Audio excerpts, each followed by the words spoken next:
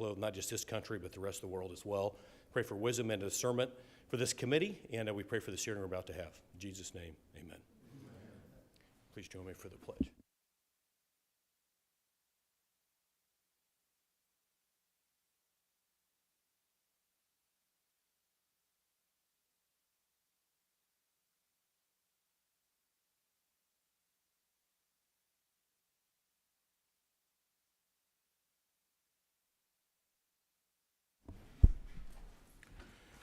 Welcome, and thank you for joining this morning's hearing entitled The State of the Livestock Industry, Producer Perspectives. After brief opening remarks, members will receive testimony from our witnesses today, and then the hearing will be open for questions. In consultation with the ranking member and pursuant to Rule 11E, I want to make members of the subcommittee aware that other members of the full committee will also be able to join us today. I recognize myself for a opening statement. It's an honor to chair this hearing of the House Agriculture Committee's Subcommittee on Livestock, Dairy, and Poultry in the 119th Congress. As the fifth-generation Kansan, having grown up on my family farm, I rode pens and doctored thousands of sick cattle at our preconditioning feed yard. I understand the grit, tenacity, and courage that it takes to make a living in agriculture and the burden of responsibility for feeding the world that comes along with it. As we get started this morning, I want to recognize Scott Foote with Foote Cattle Company, who is in the audience with us, along with his daughter, Molly Foote. His family feeds cattle throughout the state of Kansas. He's my guest at tonight's State of the Union, and I appreciate him joining us this morning. Chairing this subcommittee for the second Congress in a row is a unique honor for me as I represent the Big First, where producers sell $10 billion worth of livestock, dairy, poultry, and products like beef, milk, and eggs every year. That does not happen in a vacuum. It takes the entire animal agriculture chain to make that happen, and we see it all in the Big First District of Kansas. From the producer to the feedlot and from the harvest facility to the distributor, every role is important in delivering protein to the market and to the consumer. During the 118th Congress, members of this committee traveled the country to visit with farmers, ranchers, and agriculture producers about the need for a 5-year farm bill that is long enough to provide certainty and short enough to respond to market changes. Chairman Thompson and I hosted more than 150 Kansans at a listening session in the middle of a wheat field near Gypsum, Kansas, and I suspect that many of the issues raised there will also be raised again today. I was pleased to see those issues directly addressed in the Farm, Food, and National Security Act of 2024, which passed on a bipartisan basis out of this committee last year. That legislation would have maintained American food independence, invested tax dollars where we would see a return on those dollars, protected crop insurance, promoted trade programs that helped Americans remain competitive and secure, conducted rigorous oversight of the executive branch, promoted animal health, invested in agricultural research at America's land-grant universities, and much more. As the chairman of this subcommittee on livestock, dairy, and poultry, I was proud of that legislation, and as a Kansan, I was proud too. I'm eager to hear from you all today about what's working, what should be considered, where additional investment may be required, and where the federal government needs to just get out of your way. As time has taught us, even if well-intended, more legislation and regulation is almost never the answer. The past 4 years under the Biden administration were a perfect example of what can happen when the government gets in the way. Whether it was proposed Seminole framework that would have increased costs for producers and consumers with no real impact on public health, its botched response to the highly pathogenic avian influenza, or water regulations which would have put several processing facilities out of business, we must learn from these mistakes and not hamstring America's farmers, ranchers, and our ag producers. As we work to craft the next farm bill, we look forward to today's conversation to continue our working together in the 119th Congress. With that, I'd now like to welcome the distinguished ranking member, the gentleman from California, Mr. Costa, for any opening remarks that he would like to give. Thank you very much, Chairman Mann, and members of our subcommittee for, I think, this important, timely hearing. It's important that we have people who are where the rubber meets the road, so to speak, talk to us about the state of the livestock industry throughout the country and the regional impacts that we're all feeling with the challenges that we've had in the last several years, especially with the high-path avian flu and the poultry industry and the dairy industry, and how we've tried to address that. So it's important that we have that conversation here today. But let me also say that this follows on the backdrop of the President's announcement of tariffs pending with regards to Canada, Mexico, and Canada, Mexico, and China being implemented today. And for those of you who I've served with, I've had the privilege to serve with over the years, what I say is not new. I've never been a fan of tariffs, regardless if it's a Democratic or Republican administration. I just think that they're a tax on American consumers, they're a tax on producers, and everyone has leverage in that game.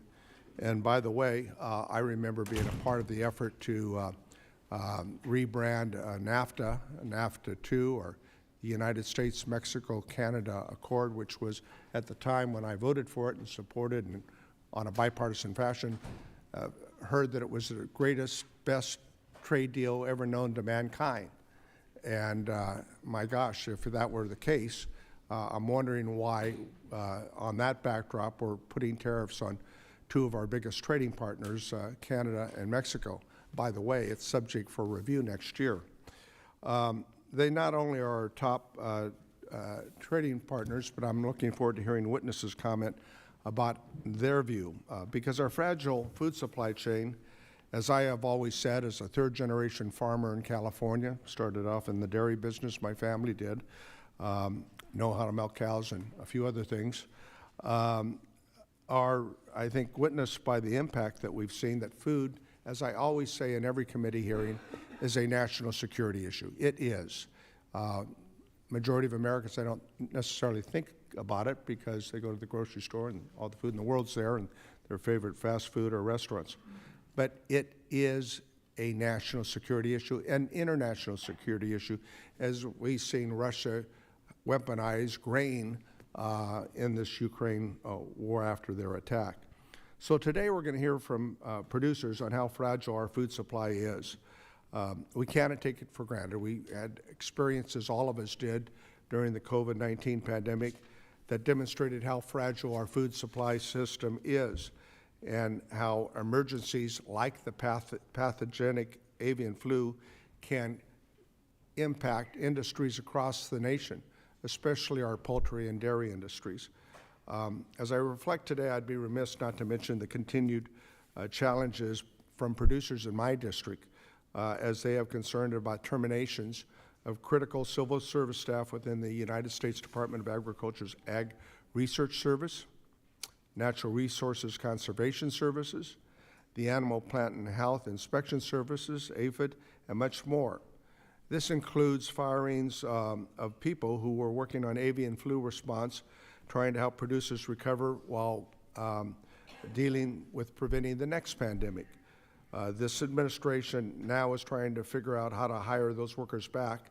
I think that's evidence that even they know that it was misguided and poorly timed. This continues to be a grave concern of my district and constituents. Let me give you some other examples quickly, and I'll allow our witnesses to tell us what they want us to know.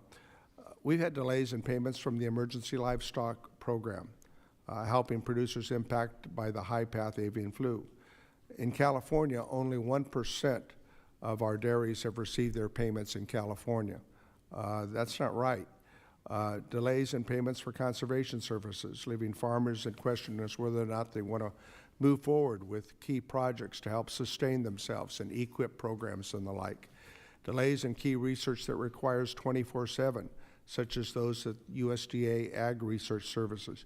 These are things that I'm hearing from my constituents here, and you couple that with the issue of the potential impact of tariffs and mass deportation, and I can tell you in farm country in California, folks are concerned. The testimonies today that we're looking forward to hearing will talk about investing in the next generation's workforce. It's critical that we retain the talented people in the United States Department of Agriculture to ensure resilience and security of our food supply chain. I'd like to submit for the record concerns I've heard from my district, Mr. Chairman, about the delays in this funding, if that will be accepted. Without objection. Without objection, thank you. California continues to be, as you know, the largest ag-producing state in the nation, $58 billion last year at the farm gate with over 300 commodities. I have the honor and privilege, along with my other colleagues in the Valley, to represent parts of Fresno and Tulare County. two of the top ag-producing counties in the state and in the nation. We're proud of that fact, like you're proud, Mr. Chairman, of your production in your home district as well.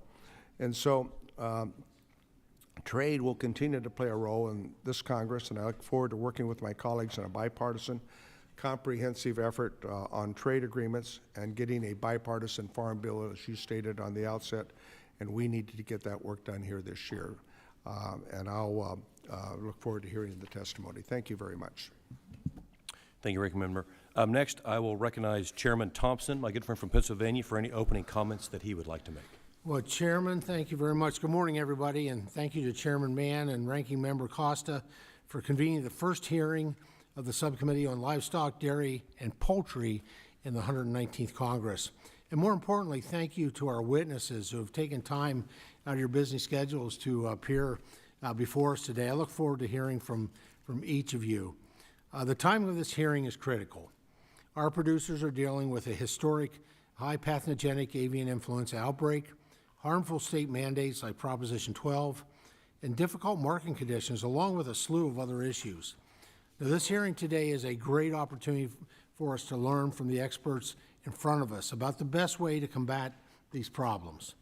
Over the last 3 years, I've had the privilege to travel with many of my colleagues, actually, to more than 40 states and 1 territory to learn about farmers and ranchers' top concerns. Given the size and diversity of the livestock industry, we need a full picture of on-the-ground conditions and an honest assessment of what is and isn't working to ensure we appropriately arm producers with the tools they need for success in the coming years. Now, I'm proud of the Farm Food and National Security Act of 2024 that we passed out of committee on a bipartisan basis last year. We increased funding for the three-legged stool, including language on negotiating animal disease regionalization agreements, improved investment opportunities for livestock auction owners, doubled funding for MAP and FMD programs, and provided a fix for Proposition 12, just to name a few. Unfortunately, for numerous reasons outside of my control, we weren't able to get this bill across the finish line, and America's producers are the one that's paying the prices. We cannot let this year be a repeat of last. I look forward to hearing from you all today about the issues you're facing and the provisions you'd like to see included in a new farm bill. I appreciate the partnership of Chairman Mann and Ranking Member Acosta, and of course Ranking Member Craig, as we continue to explore potential solutions to the issues that will surely be highlighted in today's discussion. And once again, thank you all for being here to testify. And Mr. Chairman, I yield back. Thank you, Chairman Thompson. Next, I'll recognize Ranking Member Craig for any opening comments she would like to make. Good morning, and thank you so much, Mr. Chairman. Thank you to Ranking Member Costa for convening this hearing, and most importantly, as Chairman Thompson said, thank you so much to the witnesses. As spring approaches, I know this is a very busy season for all of you, and I appreciate you coming to Washington, particularly during such a critical time, to give us an update. I am concerned about the state of the industry. We have animal disease outbreaks, high input costs, a holdup of USDA cost share payments, and a destabilized trade environment. None of these things provide certainty for producers or make life more affordable for American families. Some of this uncertainty could be reduced by a bipartisan farm bill, one that strengthens our animal disease preparedness by investing in the research and infrastructure needed to effectively combat animal disease outbreaks. We talked about the many reasons we need a bipartisan farm bill last month in our full committee hearing, so I won't belabor the point, but I hope we can navigate through a partisan reconciliation bill to achieve a bipartisan farm bill this year. Producers need it. The livestock and poultry industry faces some very serious issues with avian influenza. While I appreciate USDA has given some thought to a new plan to fight the spread in poultry, questions remain. How will it impact trade? Does USDA have the staff to implement this strategy? I'm looking forward to hearing from our panelists today about how USDA's approach to High Path will impact their operations, as well as their suggestions for how Congress can work with the Trump administration to better combat this disease. Finally, farmers are worried that trade fights and continued consolidation will hurt their bottom line. The last time this administration started a similar trade war, it cost U.S. farmers nearly $30 billion, around $1 billion of which was in part due to China launching retaliatory tariffs on U.S. pork, and we know that those producers were not made whole. At a time where family farms across this country are disappearing, policymakers should be focused on facilitating access to reliable markets and making the food you produce more affordable for hardworking American families.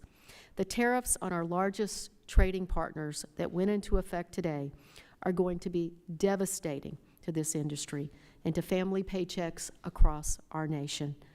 Thank you again for being here, and to the Livestock Subcommittee for hosting this hearing. And with that, Mr. Chairman, I yield back. The chair would request that other members submit their opening statements for the record so the witnesses may begin their testimony to ensure that there's ample time for questions. To introduce our first witness today, I'm pleased to yield to the full committee's ranking member, Ms. Craig. Well, thank you so much, Mr. Chairman. It is indeed my honor to introduce my friend and my constituent, Mr. John Zimmerman, who comes from the top turkey producing state in the country. Let me just repeat that for my friends from Wisconsin. The top turkey producing state in the country, my state of Minnesota.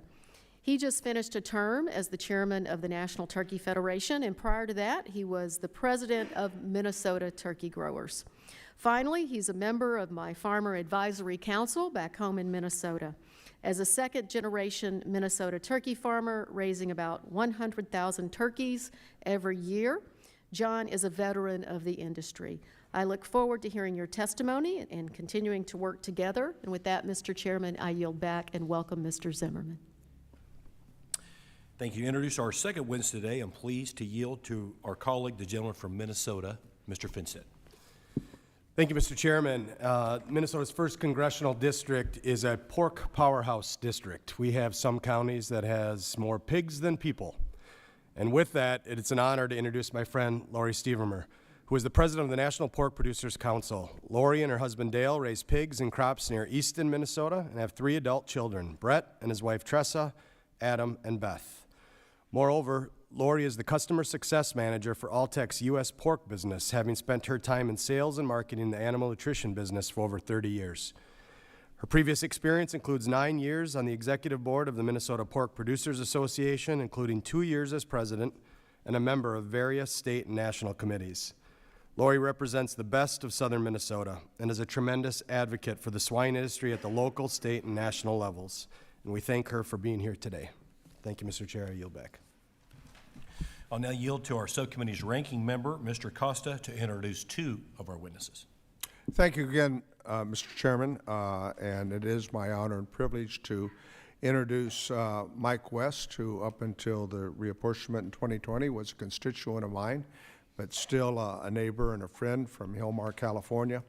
He's chairman of the United Egg Producers and president of J.S. West and Companies, Inc. Their headquarters is in Modesto, but they have been a large part of California's agricultural incredible diversity and productivity.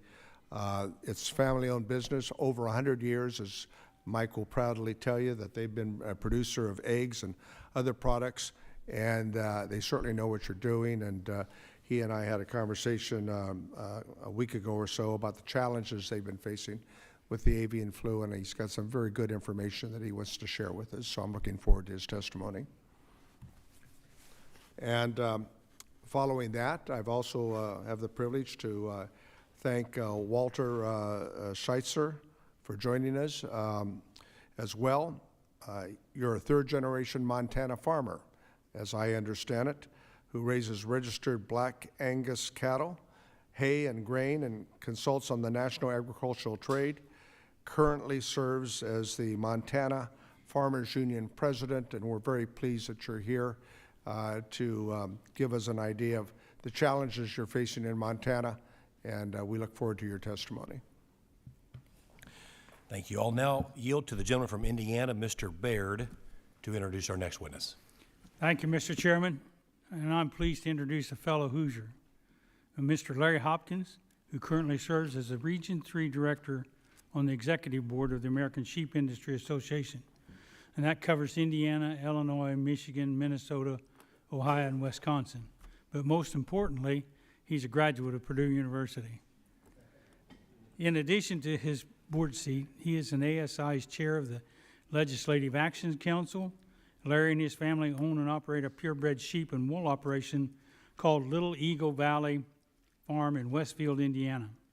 He is also a partner in the family dairy farm, which is managed by his brother. Larry has held multiple positions with the Indiana Sheep Association and Indiana Farm Bureau, and he received the Shepherd of the Year Award and served on the Indiana Sheep and Wool Council, which oversees the state checkoff program. So Larry, thank you for your dedication to the sheep industry, and we're excited to have you here today to testify. With that, Mr. Chairman, I yield back.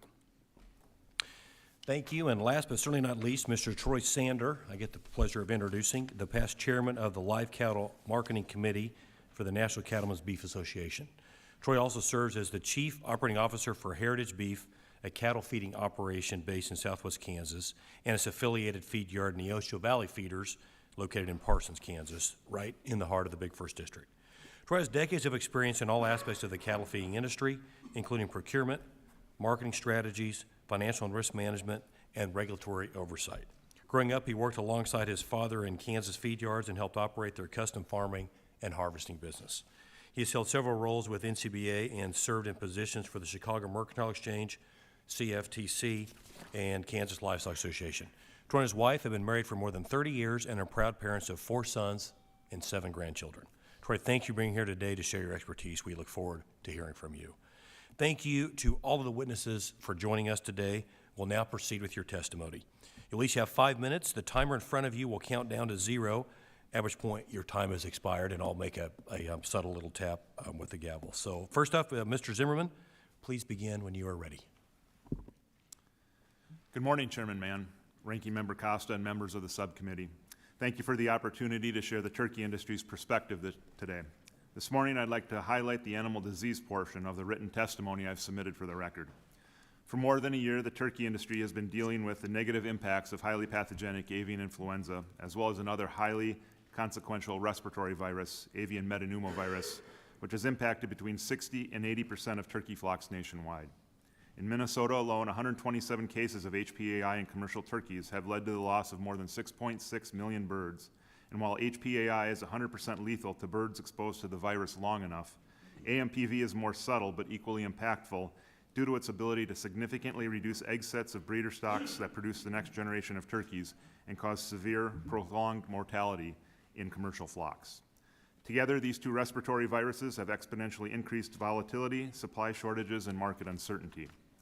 This 1-2 punch has caused many farmers to quit raising turkeys, with many on the brink of shutting down. Banks are very concerned about farms' financial health, and some farmers struggle to obtain credit after losing 30 to 50% of their flocks to AMPV. HPAI is a terrible disease, but with AMPV there's no indemnity or assistance. So I would urge the committee to make AMPV an eligible disease under USDA's Livestock Indemnity Program. This would assist growers in mitigating economic loss and will go a long way to assist poultry producers who are being hit hard stay on their farms producing the most abundant food supply in the world. On a more positive note, the first imported AMPV modified live vaccine doses reached Minnesota farms earlier this month, with more on the way to assist farmers nationwide. I want to personally thank members of the subcommittee for leading the charge in supporting the importation of this much-needed modified live vaccine for AMPV. I'd also like to thank USDA for their efforts in getting this across the finish line. However, I think it's important to acknowledge the industry's incredible frustrations with USDA's review process of an imported modified live vaccine. I appreciate the importance of ensuring the safety of a vaccine and that the AMP vaccine was the first of its kind to ever be approved. However, when an entire industry is at significant risk, it should take a matter of months, not more than a year, for a widely used and well-established global vaccine to be imported and available for use. I would encourage the committee to use your experience in evaluating USDA's review process to ensure a faster, more efficient response to future animal disease outbreaks. Unfortunately, AMPV is only half the battle. Time is of the essence on HPAI. A national strategy targeting all potential hosts of H5 influenza is lacking, allowing the virus to spread. The global poultry industry is in crisis, so pursuing a successful vaccination program that doesn't negatively impact trade as part of a stamp-out strategy is the key to significantly reducing disease rates. NTF is appreciative and encouraged by the robust strategy announced last week by USDA to address HPAI for egg layers. These investments in biosecurity, farmer relief, vaccine research, and the considerations for trade outlined in the plan are important steps towards stabilizing the market. However, these methods must extend beyond egg-laying operations to encompass the broader poultry sector, including the turkey industry. HPAI has devastated turkey producers, leading to significant flock losses, supply disruptions, and increased costs that directly impact consumers. A comprehensive response must recognize the unique needs of all poultry sectors, ensuring that all efforts include turkey growers. NTF supports research on finding an effective vaccine for HPAI, improving vaccine and diagnostic technology, while creating a vaccination plan for commercial poultry. As vaccine technology advances, there's growing interest in using HPAI vaccine to prevent disease spread and reduce losses as part of a stamping out strategy. As a parallel approach, NTF strongly encourages USDA to renegotiate with key trading partners to minimize the implications of vaccine deployment. If the U.S. fails to lead globally on implementing animal health solutions capable of preventing disease and death in commercial poultry, we'll be at a significant business disadvantage. Empowering USDA to increase proactive engagement with trading partners and solidify a new framework to reduce disease outbreaks' impact on the global food supply is essential. So in closing, as Congress writes a new farm bill, NTF urges the renewal and robust funding of animal disease programs such as the three-legged stool and the establishment of an HPAI strategic initiative to ensure the turkey industry has the tools necessary to combat future animal disease problems. Thank you again for the opportunity to testify today, and I look forward to answering any questions you may have.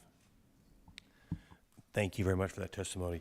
Next, Mrs. Sturvemer, please begin when you're ready.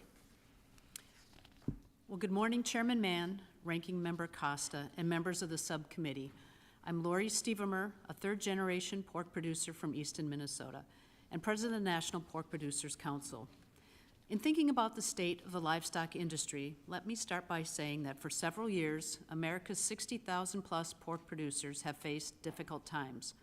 While farmers are ever optimistic about the future, we are emerging from the worst period of losses in our industry's history, averaging $30 per head from late 2022 through early 2024. Since then, some production costs have declined and hog prices have improved, but many farmers have not recovered financially.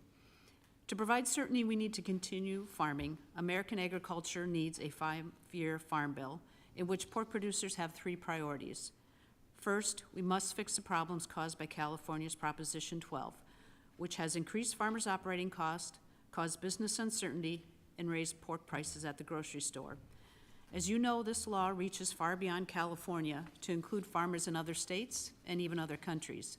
The outcomes of Prop 12 defy common sense and create a patchwork of differing state regulations if Congress doesn't act. Prop 12, opposed by both President Trump and President Biden, is harming small and medium family farmers the most. We have followed the processes in place to address this issue, and we are before you because the Supreme Court has said it is a matter for Congress to take up. Second, we need to ensure that we protect livestock from foreign animal diseases such as African swine fever by funding USDA programs for detection, prevention, and rapid response to outbreaks, which we have come to call the three-legged stool of animal health. This must include a strong laboratory network for surveillance and a stockpile of vaccines to quickly respond to diseases. Third, we must promote our exports by funding the Foreign Market Development Program and the Market Access Program. This is critical to our ability to produce wholesome, nutritious pork and serve our communities and employees. Moreover, we need to think hard about how policies and regulations on market reporting, labor, and competition impact family farms across America, not just now, but for future generations. I hope this committee will consider a 5-year reauthorization of the Livestock Mandatory Reporting Program. It ensures that reliable and accurate information influencing critical business decisions is available to farmers like myself and others at this table. Employment remains a top issue I hear from our producers. Farms across the country desperately need employees. The H-2A visa program must be expanded to include year-round foreign-born workers. Given our ongoing challenges, farmers need assurances we won't be subjected to regulations that restrict our ability to buy and sell our animals. For that reason, we urge Congress and the administration to defund and withdraw the Packers and Stockyards rules. Finally, let me say a few words about international trade. Without trade to our customers beyond our borders, we see and feel deep, substantial losses. International trade provides us with $66 per pig marketed. Without those markets for the wide range of products we produce, many of us simply would not be able to continue to farm. U.S. pork producers face tariff and non-tariff barriers to our products in many countries, including China and the EU. Opening new and expanding existing markets is paramount and allows many farms to stay afloat. The best way to do this is through comprehensive trade agreements, eliminating those tariff and non-tariff barriers. Just how important are those agreements? U.S. pork exports, for example, have increased over 2,000% in value since 1989, the year the U.S. implemented its agreement with Canada. In fact, last year the U.S. exported over 3 million metric tons, valued at nearly $8.63 billion, which set a new record. We now export more pork to the 20 countries where we have a comprehensive trade agreement than to the 80 other plus nations which we ship pork. It is also important to realize there are a variety of inputs we must bring in from China, including amino acids and trace minerals. We need to keep this in mind as Congress and the administration continue conversations on the future of our relationship with China. We are proud of the work we do and appreciate the opportunity to help feed American families and to present our perspective on the livestock industry. Thank you for the opportunity to testify before you today. Thank you. Mr. West, please begin when you are ready. Good morning, Chairman Mann, Ranking Member Costa, and members of the subcommittee. Thank you for allowing me the opportunity to testify today on behalf of United Egg Producers. UEP is a farmer cooperative whose members independently market about 90% of the eggs sold in the United States. I am proud to serve on its board of directors, and I'm even prouder to serve as its chairman up until October of this year. My name is Mike West, and I am the proud president of J.S. West Milling Company in Modesto, California. J.S. West is a family-owned business.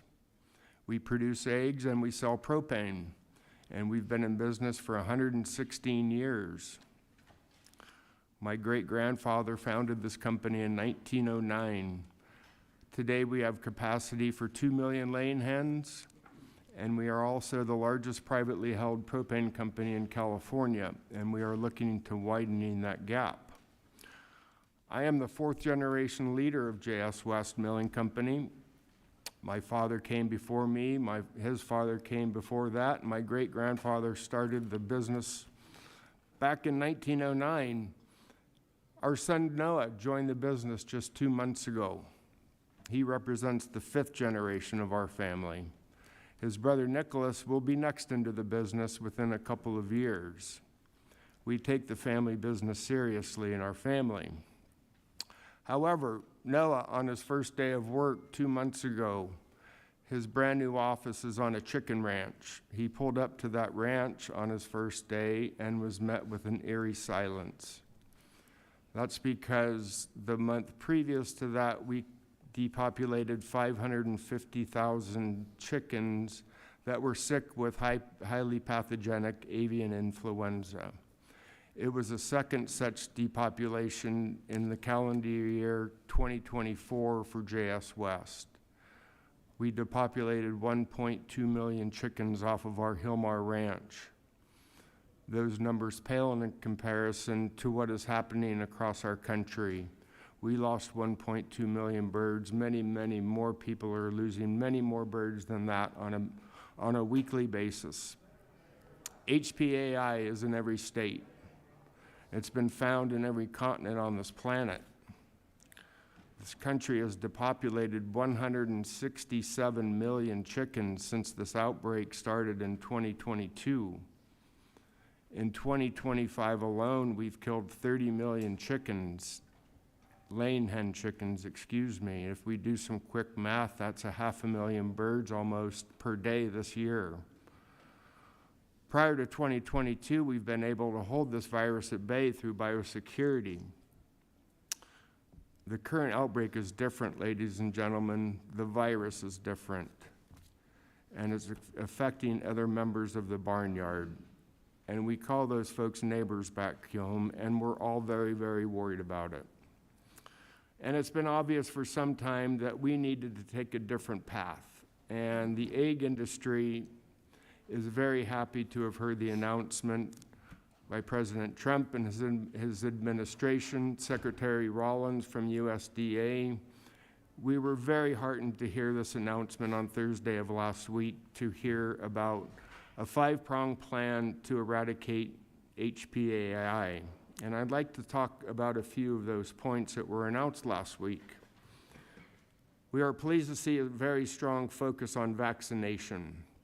It's our position that between industry collaborating with the federal government and rolling our sleeves up and really talking and solving this problem, we can solve this problem and stamp out HPAI, excuse me. Mandatory funding for research must be done at every level.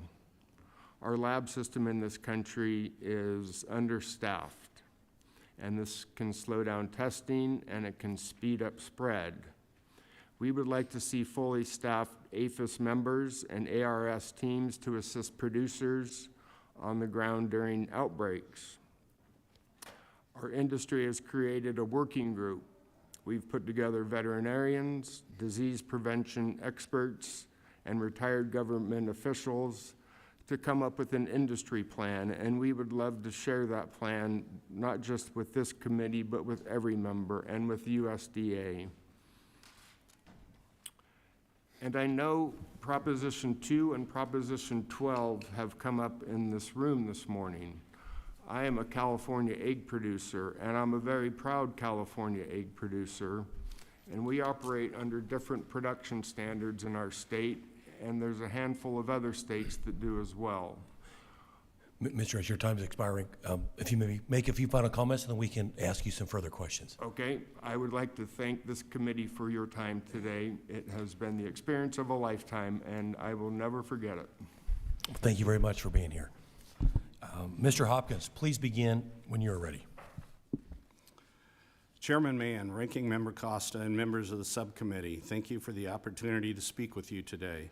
I serve on the executive board of the American Sheep Industry Association, and am here to represent the country's 100,000 lamb and wool producing farms and ranches. We view the bipartisan version of the Farm Bill passed by this committee last May very favorably. In fact, from our membership's perspective, it may be the best farm bill we've ever seen. ASI appreciates the last 2 extensions of the 2018 Farm Bill. However, in spite of the committee's best efforts, we are greatly concerned that the orphan programs were not included in the most recent extension.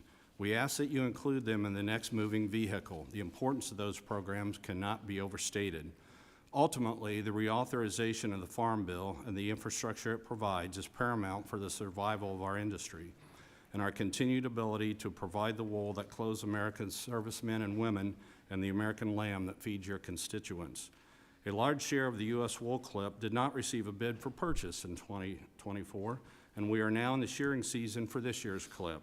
The trade war with China in 2018 blew up our single largest market for American wool. That loss was shortly followed by the pandemic that shuttered wool textile mills across the world and wiped out demand for most wool garments.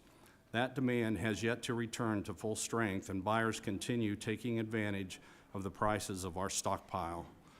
Current marketing loan rates have not been updated in nearly 25 years. Therefore, your efforts to update the loan rate in last year's bill were greatly appreciated, and we strongly support that change being included in the current effort. For some producers, the program is their only wool marketing tool.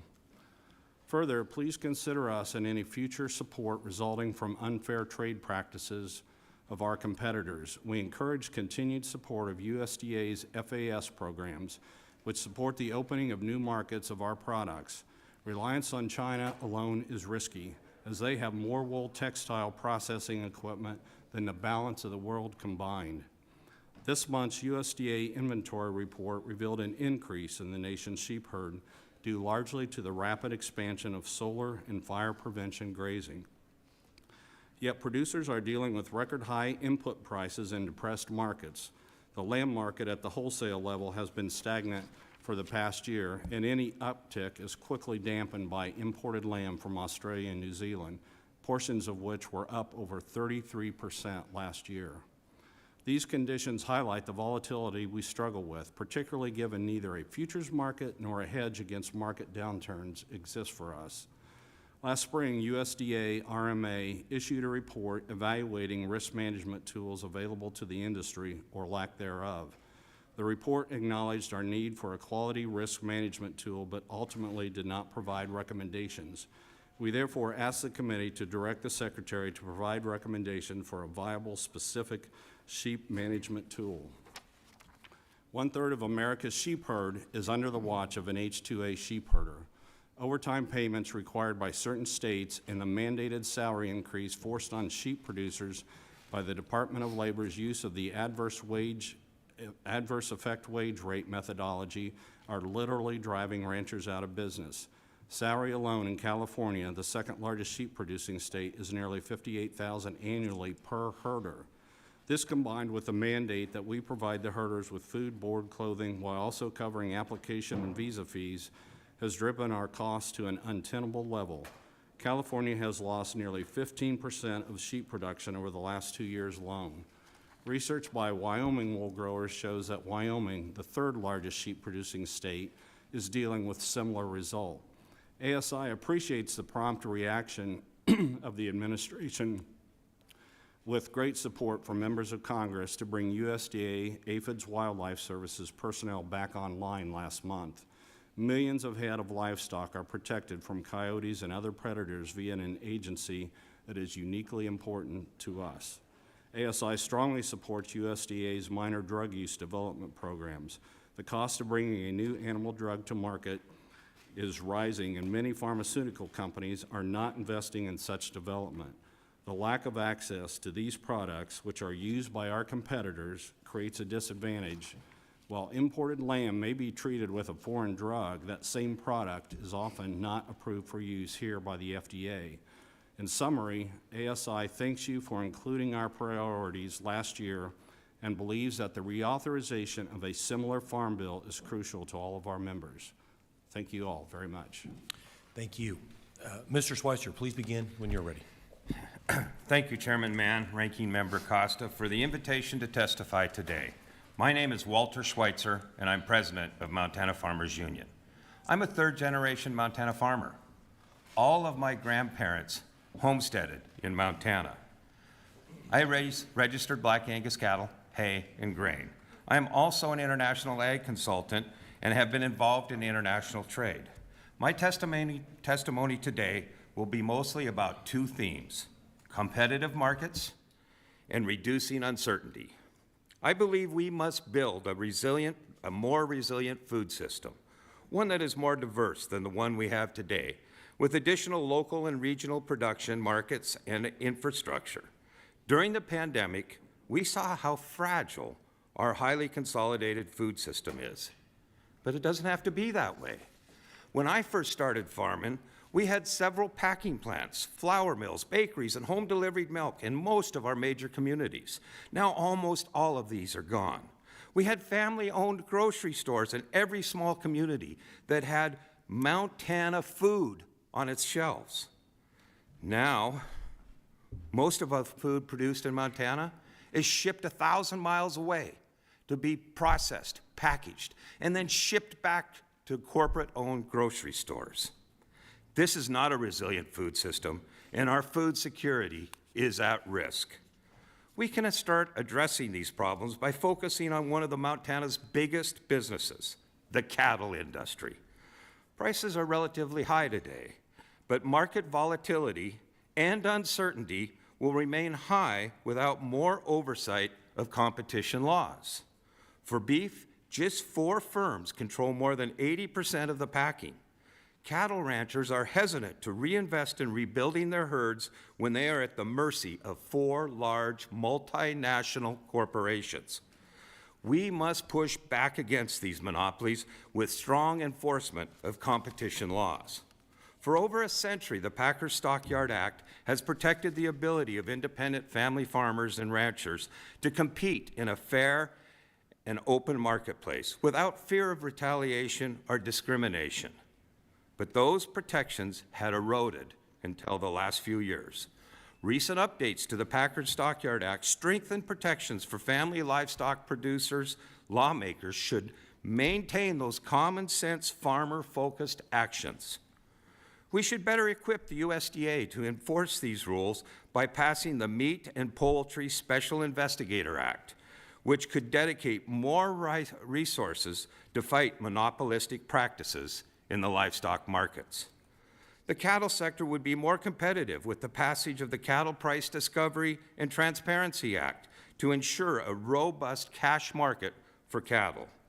Passing and enforcing a strong agricultural right to repair law would save American farmers $4 billion per year in repair costs and $3 billion in crop loss due to downtime each year. Another way to address the lack of competition is by starting our own marketing channels. Montana Farmers Union worked with several direct-to-market producers to form meat processing cooperatives, the Montana Premium Processing Cooperative and the Glacier Processing Cooperative, that leveraged USDA grants and low-interest loans to build new plants. Ranchers in our co-ops now have additional markets, and consumers have more choices to purchase local food. We also need to make sure that consumers know what they're buying. Truthful and accurate labels are important to American producers and helpful for consumers. That's why Farmers Union supports the bipartisan American Beef Labeling Act, which requires mandatory country of origin labeling for beef. I urge you to reinstate COOL to make markets fair and more competitive for the American cattle producer.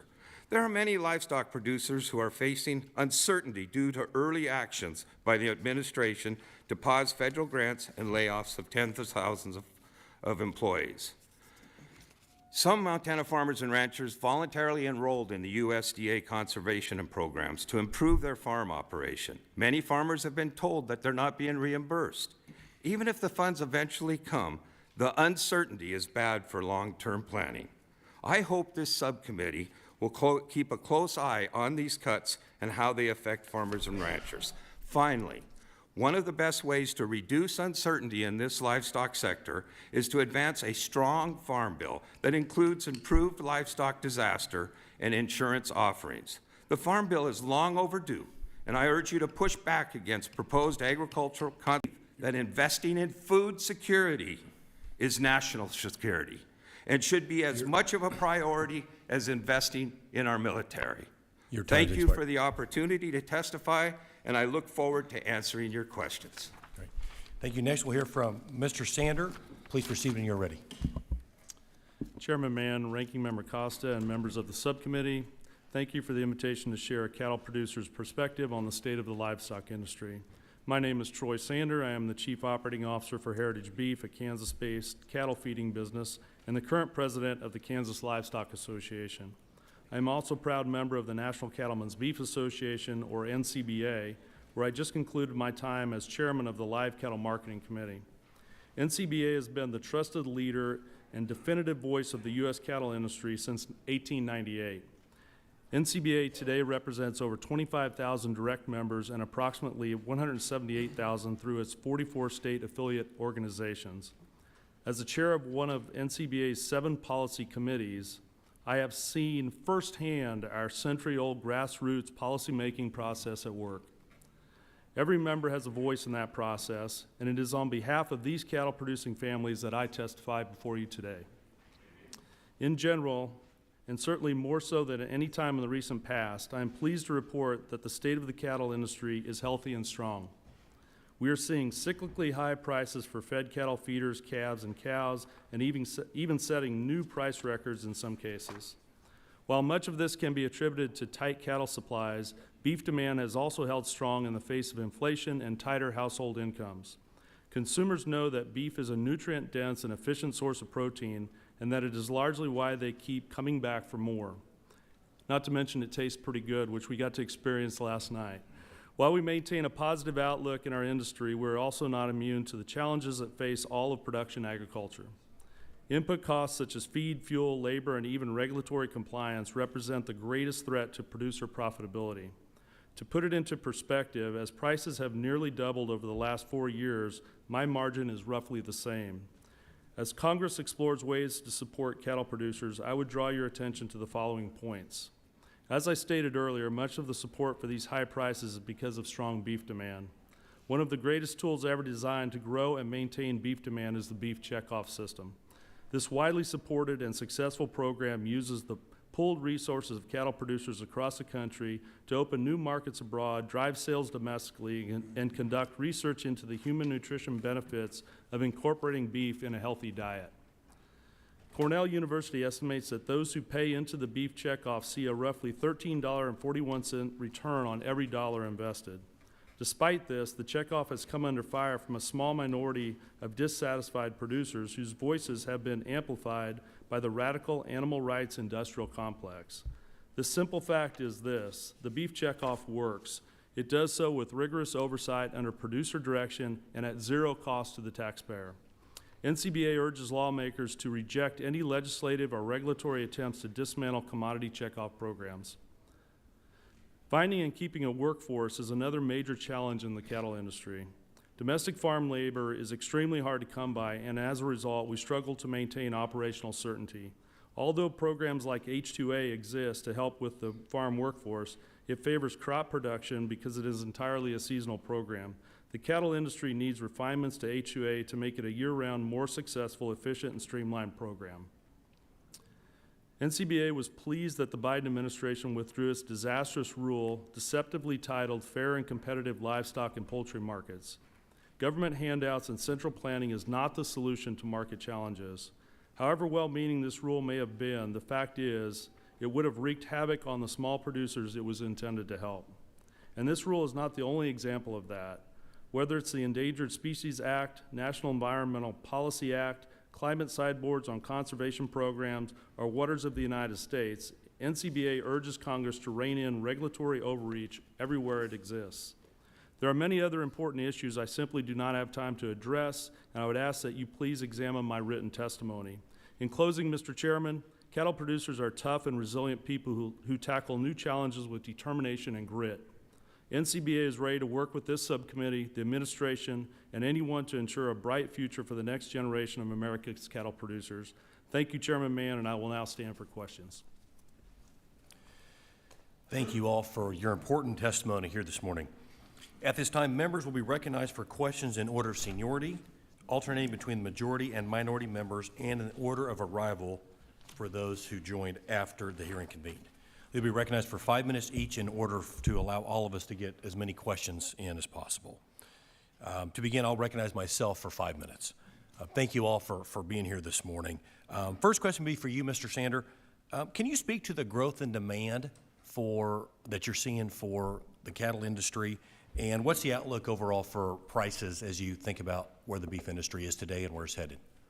You know, a lot of the high prices and record high prices that we are currently experiencing today go back to just simple supply and demand. We're at a point in the cattle cycle, which occurs about every 5 to 7 years, where we see herd reductions because it wasn't so great of an environment a few years back. And so as supplies go down, prices go up. But I also contribute, as I said in my testimony, a lot of our continued robust demand has to go to both the beef checkoff system and also robust export markets as well. Great, thank you. Next question for you, Mr. Zimmerman. In your written testimony, you stated that the Biden administration's proposed salmonella framework lacks a scientific basis and introduces a policy that is logistically unfeasible, financially burdensome for the industry, and is likely to increase food costs, waste, and threaten food security. Please expand on the flaws of the proposal and provide an overview of all the important work that the industry is already carrying out to reduce the risks associated with salmonella. Obviously, foodborne illness is a concern for our industry, and we take many steps and strides to mitigate the risk in our processing plants. But the proposed framework proposed by the administration has highly flawed and potentially illegal. Salmonella is inherent in poultry, and to declare it an adulterant is just not legally sound. We take many steps to address the situation and decrease the loads, from farmers like me who regularly monitor for salmonella to processing plants who, have many steps to try to limit its spread. But to go so far as to declare it an adulterant is nearly impossible. Bacteria are everywhere. We'll do what we can do to limit the risk, but to go as far as they have in this rule is just not legally or scientifically possible. I agree. Thank you. Next question for you, again, Mr. West and also Mr. Zimmerman. You both know all too well about the havoc that HIPATH has wreaked across the poultry industry. I was pleased to see President Trump and Secretary Rollins' announcement last week directing additional money to improve biosecurity, fund indemnity, and conduct research on vaccines and therapeutics. How do you both feel that last week's announcement, how do you feel about the announcement and the impact that it'll have on our poultry producers? Maybe we'll start with you, Mr. Zimmerman, and then let you conclude, Mr. West. As I outlined, we're very thankful for the attention this issue has been raised, and we're thankful for the plan that has been brought forward. But we want to be very clear that this plan needs to address the virus and not just one species. Turkeys are not just big chickens, and we have our own set of concerns. So any plan moving forward, we would hope that turkey farmers would also be included, and it would encompass the entire spectrum of other species that are also affected. Dairy cattle, we're seeing in cats, rodents, and other issues. So the plan needs to be a little bit more holistic and address the virus as a whole, but we're thankful for the initial steps. Further comments for you, Mr. Weston? You talked about some in your testimony, but feel free to expand. I would echo Mr. Zimmerman's comments. It gives us a clearer path for our future. A vaccine is another tool in our tool chest that we can use. I would like to describe the conditions on our farm where we've been hit twice with AI. Within 10 kilometers of our ranch, we have 40 dairies. We have about 10 million broiler chickens. We have about 4 million laying hens. And about 10 miles to the south of us, we have the largest nature preserve west of the Mississippi, I believe. So in our particular instance, we believe a vaccine would be very helpful and would ensure the health of those birds in that neighborhood. Great. Well, thank you all again for being here this morning and for your testimony. Next, I will recognize Ranking Member Costa for 5 minutes. Thank you very much, Mr. Chairman. I don't know, Mr. West, if you want to enhance your comments. You talked about your plan, and for the record, I'd like to submit the plan that you are implementing if there's no objection. No objection. Thank you. Do you want to expand any more on that, Mr. West? Well, are you referring to the working group that we've established in our industry? Correct. Yes, we are working on the first draft of that as we speak, and as soon as that is ready, we will be ready to deliver that. Good. I do not know a time frame on that. I would guess, I don't want to guess, Mr. Costa. You made your comments, Mr. West, about our valley's incredible productivity in terms of not only the poultry development in your area, but also the dairy industry. And you have cooperated, because I know I've represented both industries and many others. How's the cooperation going these days with over 70% of the herds in California, dairy herds in California, being impacted by the HIPATH avian flu? How would you describe that relationship? I would describe it as friendly, and I would describe it as perhaps a little secretive. We know what's going on our farms, and we don't know what's going on theirs. And we would like to work together with that industry and others locally, regionally, nationally, to come up with a plan. In many neighborhoods where you see laying hens, you will see dairy cows, and you will see a lot of other forms of agriculture. Well, I think that's something we need to continue to work on, not just in California, but around the country, because of the way this high-path avian flu has taken shape. Do any of you witnesses here care to comment on the impacts of potential tariffs on our trading partners in Canada and Mexico, and your concerns? Yes, thank you. I can address that question. I mean, as I mentioned before, 25% of our pork products are exported. That adds $66 worth of value. Our trading partners like Canada and Mexico are concerned. We export, Mexico is our #1 market for exports, so any type of disruptions are of concern, especially the retaliatory tariffs that might come back to us. I think it's also important to note that we, as an industry, get young wean pigs from Canada that would be affected by those tariffs also, which would add cost to our producers. Those pigs are raised in states like Minnesota and Iowa. So we have a very integrated industry. We work well together, and certainly concerned with any type of disruptions and retaliatory tariffs that might come our way. And that's the thing. Each country has the ability to invoke retaliatory tariffs, so it's a two-way street. Anyone else care to comment? Yeah, you know, the U.S. is the largest beef exporter in the world. We're also one of the largest beef importers in the world. Tariffs hit us both ways on that. In Montana, we have a good working relationship with Canada. Most of our feeder calves go north to the border to be finished, fed out, and many of them come back to the United States to be processed. Most of our inputs for growing our feed come from Canada. So these tariffs would have a very adverse impact on the cattle ranchers of Montana. So you agree they're a tax on American consumers and American producers? Absolutely. Thank you. I've carried the funding legislation for Animal Health Laboratory, National Animal and Disease Preparedness, the Response Program, the National Animal Vaccine, and vet countermeasures, and I'm proud to continue to carry those appropriations. Mr. Zimmerman, would you agree that without these critical resources, our food supply would be even more at risk? I would wholeheartedly agree. The first step in combating a virus outbreak such as HPAI is surveillance.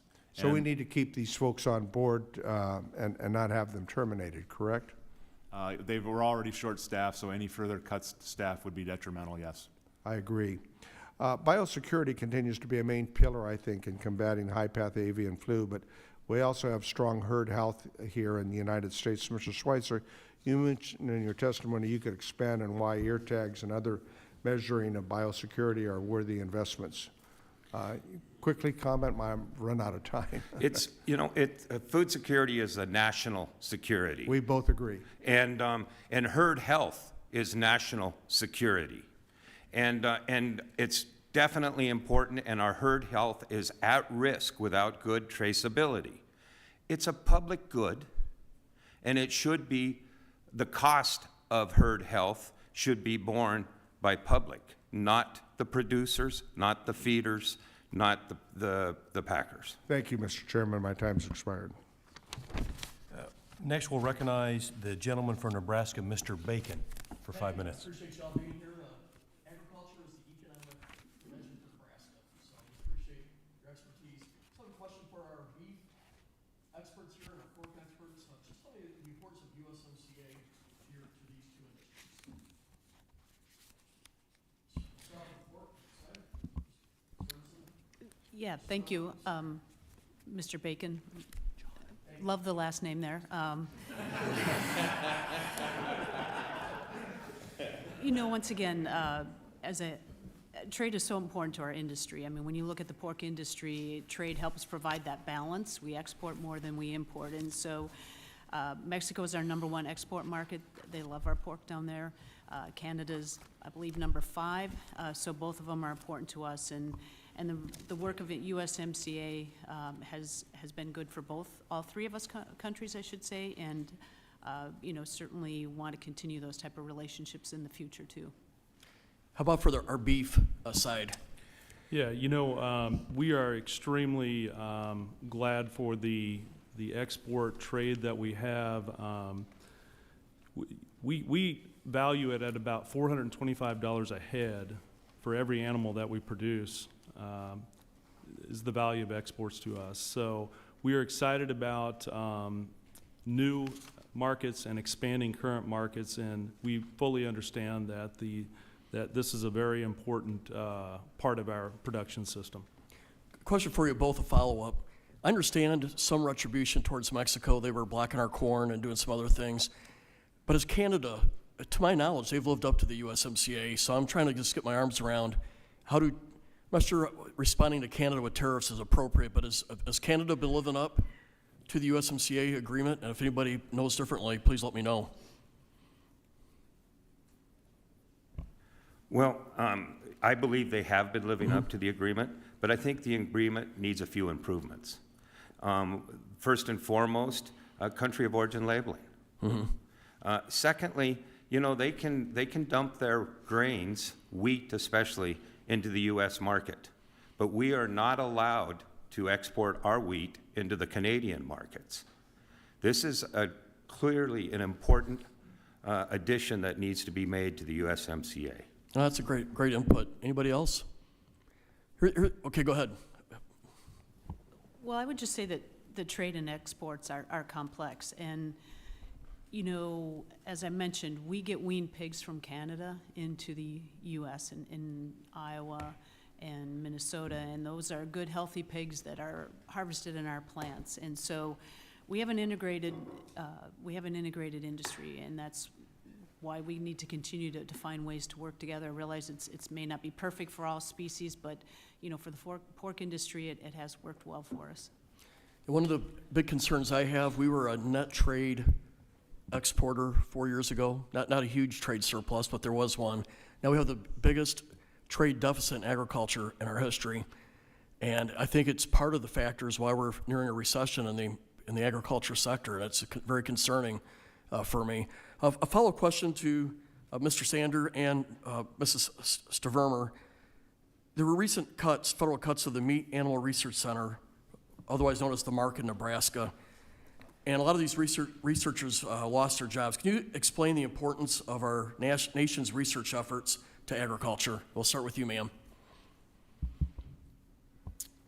Well, I would say all of us in agriculture, especially those of us that graduated from land-grant universities, want to continue to see that research happen there. I mean, that information that research uncovers helps drive our industry, it helps drive the innovation, and it's important work. It fuels the next maybe vaccine, animal health program, and so need to continue to have that support in those areas, yes, so that our industry can continue to be vibrant, can continue to face the challenges that we have, and continue to be a leader in the world. Yes, sir. Yes, our ability to prevent and respond to a foreign disease outbreak is paramount, and it would be devastating for our industry, and so we support funding to continue that initiative. We were very glad to see the Trump administration rehire federal employees that are important to protecting the U.S. cattle herd, including research from APHIS and employees from the USFS. As someone who worked hard to get the FMD vaccine bank funded back in 2017, I appreciate the great work our researchers do. And I think with 4 seconds left, I'm going to yield it all back to you. Very generous, Mr. Bacon. Thank you. I now recognize the gentlewoman from Connecticut, Mrs. Hayes, for 5 minutes. Thank you. And thank you to our witnesses for being here today. Last month, the President issued an executive order instructing agencies to plan for large-scale reductions in force and fired thousands of probationary employees. To your point, the rehiring of those employees would not have had to take place if they weren't fired without cause to begin with. Loan officers at the Farm Service Agency who help farmers secure financial investments to run or expand their operations were fired. These firings also impacted the Economic Research Service at USDA, which produces reports and data on the farm economy. In the middle of an outbreak of bird flu, which has led to the death of over 165 million birds, President Trump and Elon Musk fired a quarter of the staff at the National Animal Health Laboratory Network programs and hundreds of employees at the Animal and Plant Health Inspection Services, which have been responding to the spread of the disease. The Trump administration is now struggling to rehire these important employees as bird flu spreads from poultry flocks to dairy herds in 17 states and has tragically resulted in at least one human death. Mr. West, in your testimony, you indicated that current egg shortages and high egg prices are directly linked to the outbreak of bird flu. You also mentioned that the federal hiring freezes left 26 new hires at the National Poultry Research Center unsure of whether they were supposed to start their jobs. Can you elaborate more on the impact of those large-scale firings and hiring freezes, the impact that they have on the ability of egg producers to respond to the bird flu? And additionally, what resources do farmers need to respond and recover from this outbreak and provide stability to the egg market? I would like to talk about research first. During our outbreaks, we had full USDA staff on our farms. We did not have anybody that was short labor on our farm during our outbreaks. When I talked about labor shortages, I talked about techs in labs doing samples for avian influenza or coryza or whatever other poultry disease they might be looking for.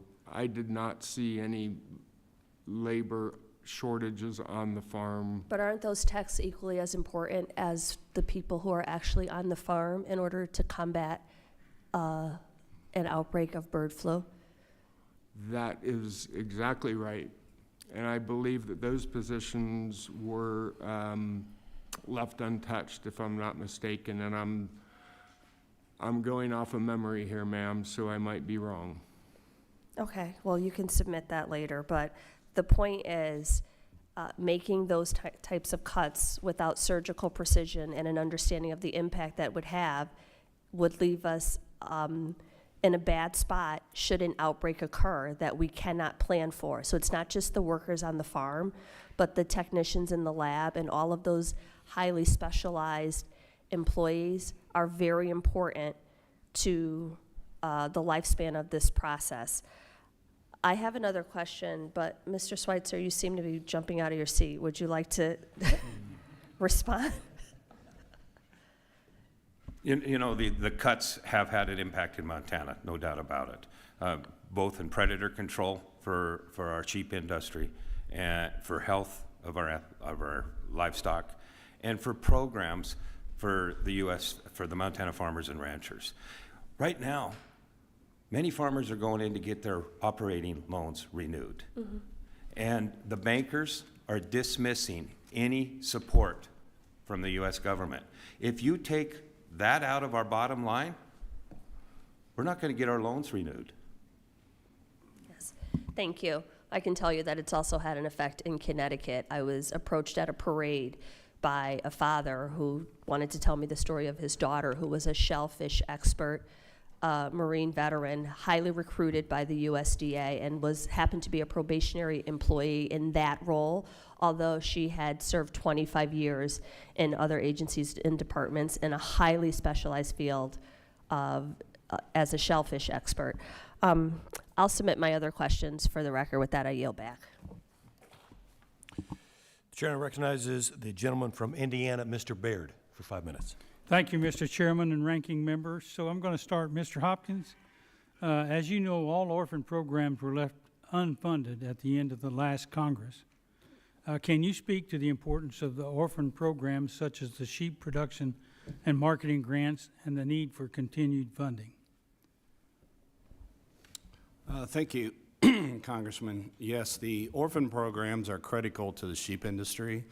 The programs, as I understand it, in the past have been too small for CBO to score those in the baseline, and As a result of that, they always have to be listed in the Farm Bill as separate programs, which creates a lot of problems, especially when there's a CR that has to be done. Last year in the Farm Bill that this committee released in May, you combined many of those orphan programs into I believe it was a fiber trust fund to make sure that they would be in the baseline, and we are greatly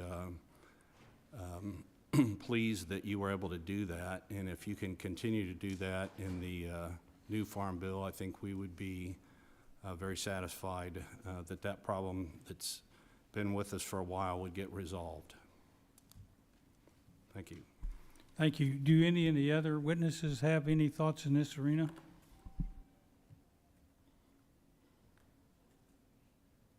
If not, I'll move on to Mrs. Stevermer. You talk about how the U.S. pork industry is dependent on vitamins manufactured in China due to the limited production that we have, and in some cases, there being no other country of origin options to meet the industry volume demands. While this is not within the jurisdiction of the Ag Committee, what recommendations do you have to Congress for addressing this issue? Yeah, thank you for that question. And as I did mention, there are certain vitamins, trace minerals, and amino acids, that we can only get from China. And so my ask would be that as we continue to have conversations about our relationship with China going forward, to keep that in mind, because if we are unable to source them, or if the cost of those go up significantly, it will impact our producers' bottom lines. Thank you. Do any other witnesses have any remarks in this regard?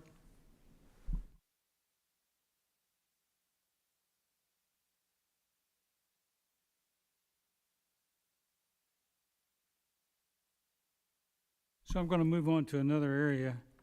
So Mr. Sander, do you and your organization have any position regarding USDA's investments into small and regional meat and poultry processing capacity? And given the policy preferences, as a general rule, is it preferable to have Congress authorize these programs or have administration do it? Yeah.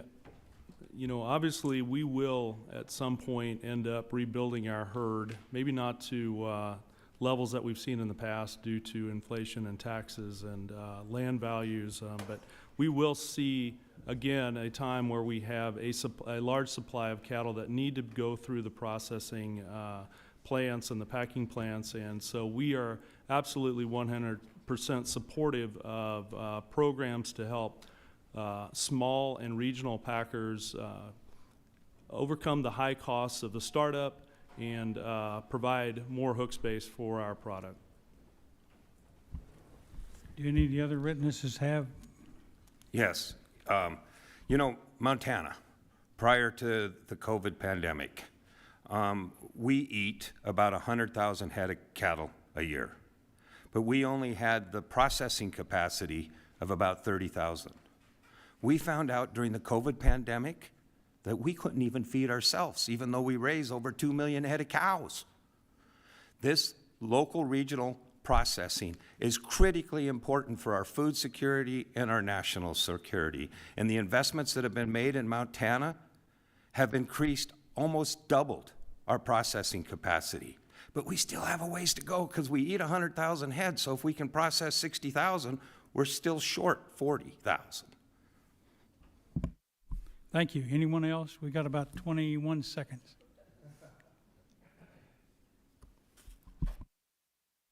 If not, I yield back. Thank you. The gentleman yields. I now recognize the gentleman from Iowa, Mr. Feenstra, for 5 minutes. Thank you, Mr. Chair. Thank you for having this committee meeting. I want to thank our witnesses. I read your testimonies, and they're very impressive. You know, we got some exciting times in the U.S. and what's happening in the commodity markets and things like that, but we also have some concerns. I am from northwest or western Iowa, where we have some of the largest livestock production in the country, livestock, turkey, egg laying, you name it, we lead in these industries, pork and so forth. But the great problem that we're having and the worry that we're having is foreign animal disease and obviously high path avian influenza. Obviously, it's killed over 140 million birds already. It's catastrophic, and we're seeing it getting into cattle. We're seeing it get into mice and rats and cats and dogs. I significantly worry about hogs, which I want to talk about a little bit. But I'm excited that the Secretary Rollins came out with a robust strategy last week, and this was after a letter that I helped lead with others concerning the development from the USDA and what can be done.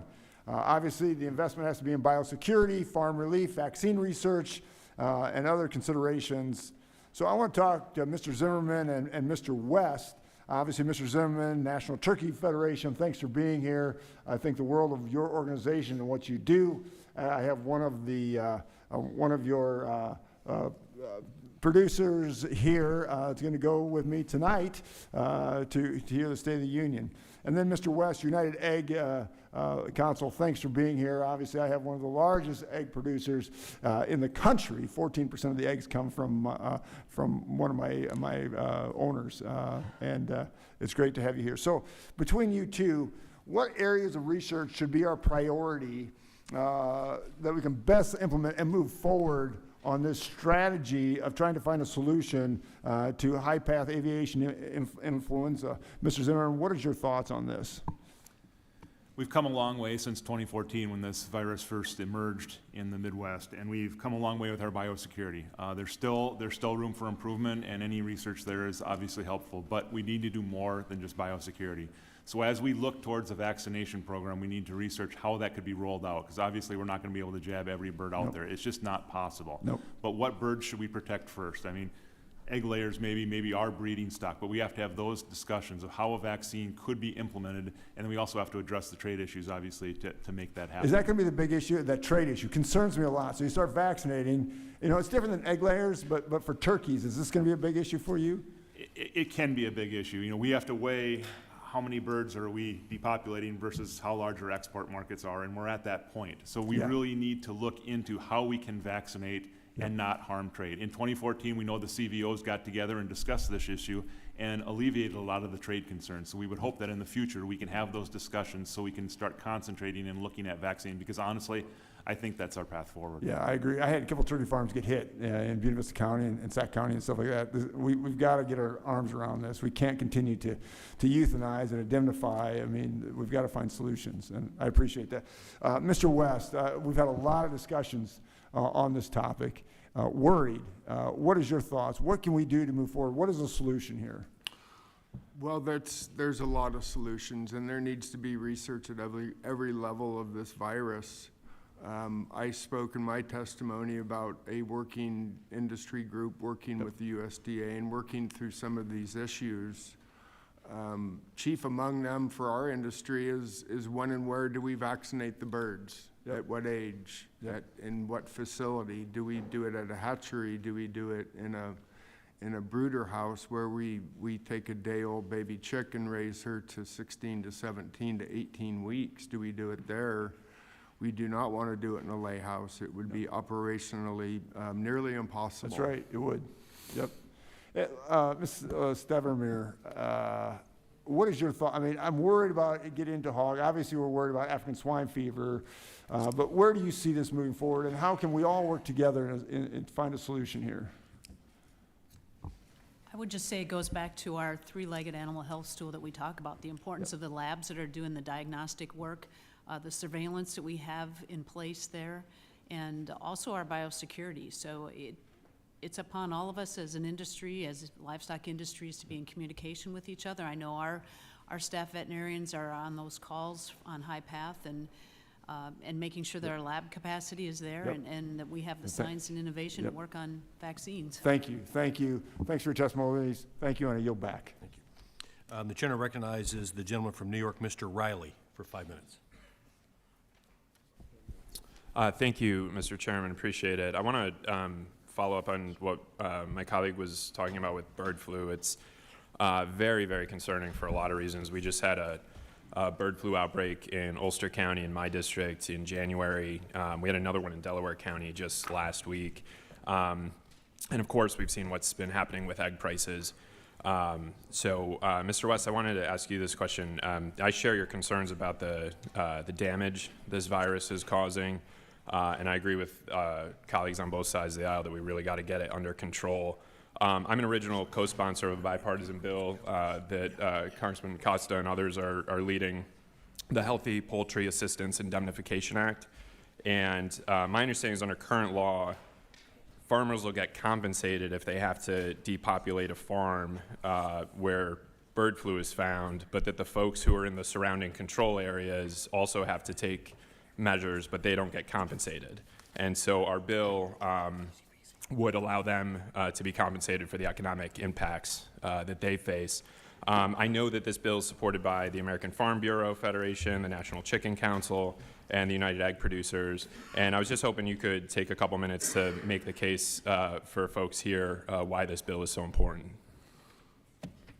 Well, the control zone in each neighborhood, let me describe the process.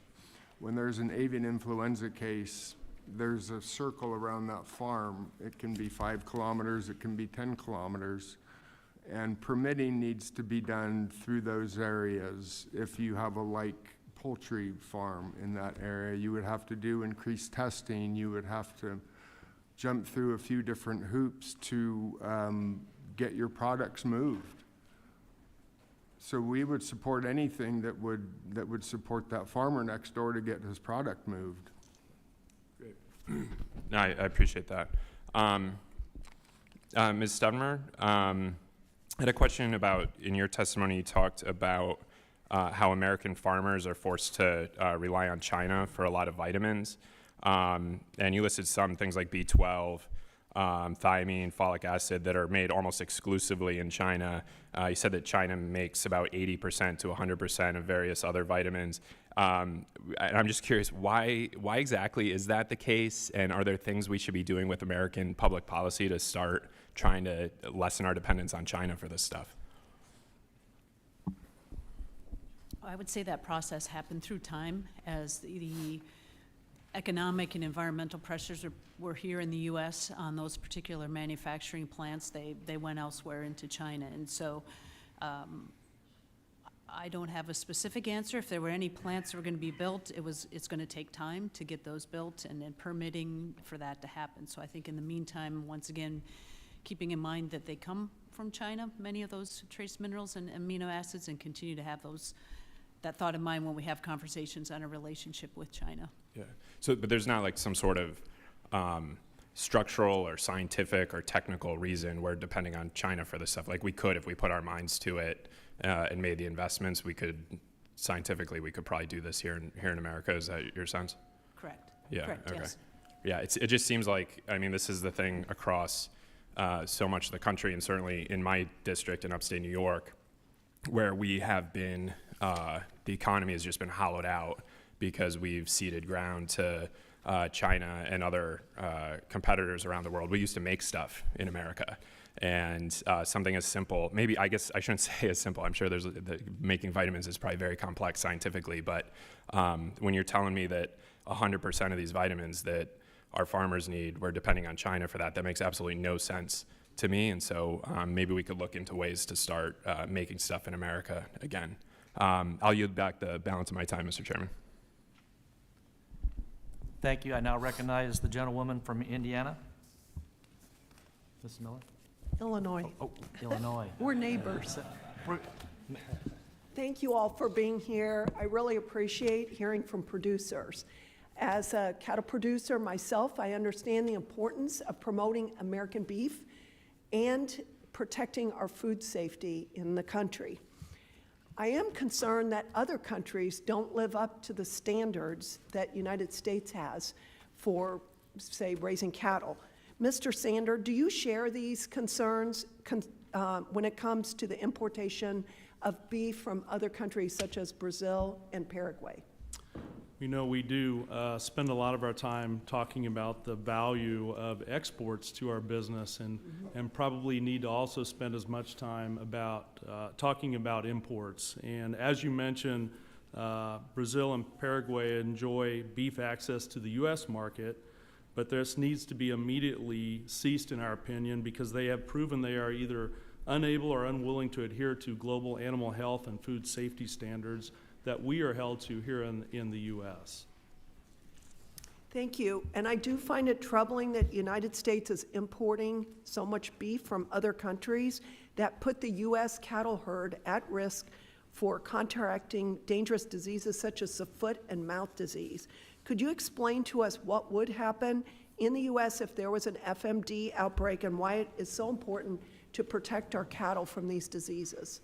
You know, as it currently stands, if we would be devastated with such an outbreak, there would immediately be a minimum of a 72-hour stop movement on cattle.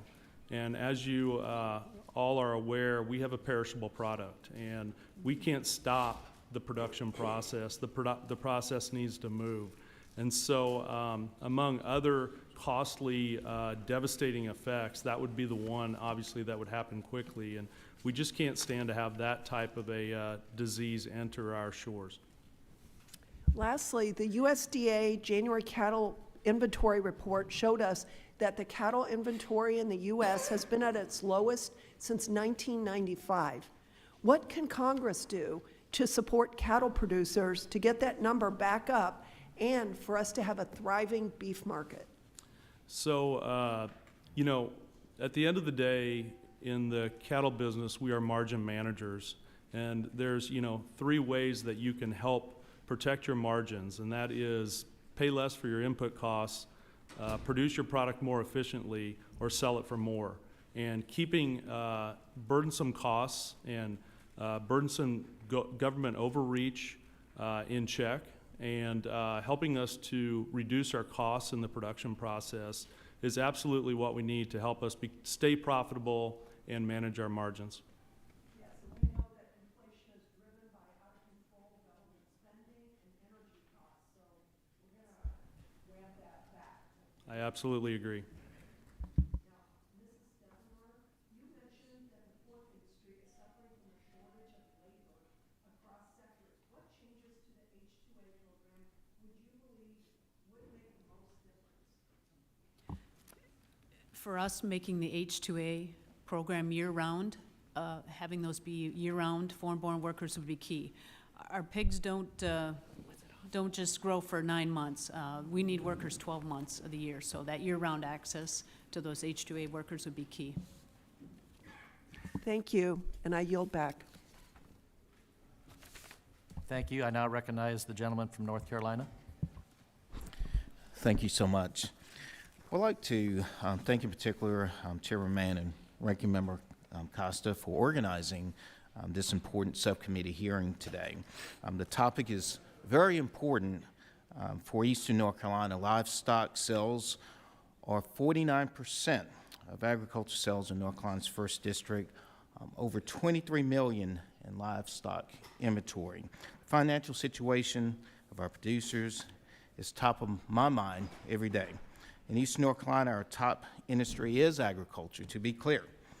The jobs tied to the agriculture industry directly support, and we know this, our local grocery store, the local banks, the local tractor store, and many, many others. Over the course of this last weekend, I was fortunate enough to be able to go out to Nearooka Natural Farm. It's a 7th-generation family-owned, operated farm, and we did a ribbon cutting.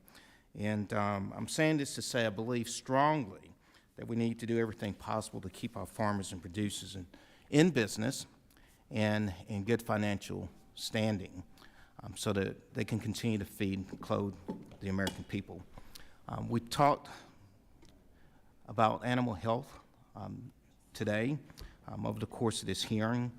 It remains in the news, so I'm going to come back to the topic. HPAI, the outbreak, the bird flu epidemic continues to be top of mind. That raises the fear of producers back home that others could spread and that they could jump from one livestock to another. Staffing shortages, as we've also alluded to, these are not easing fears.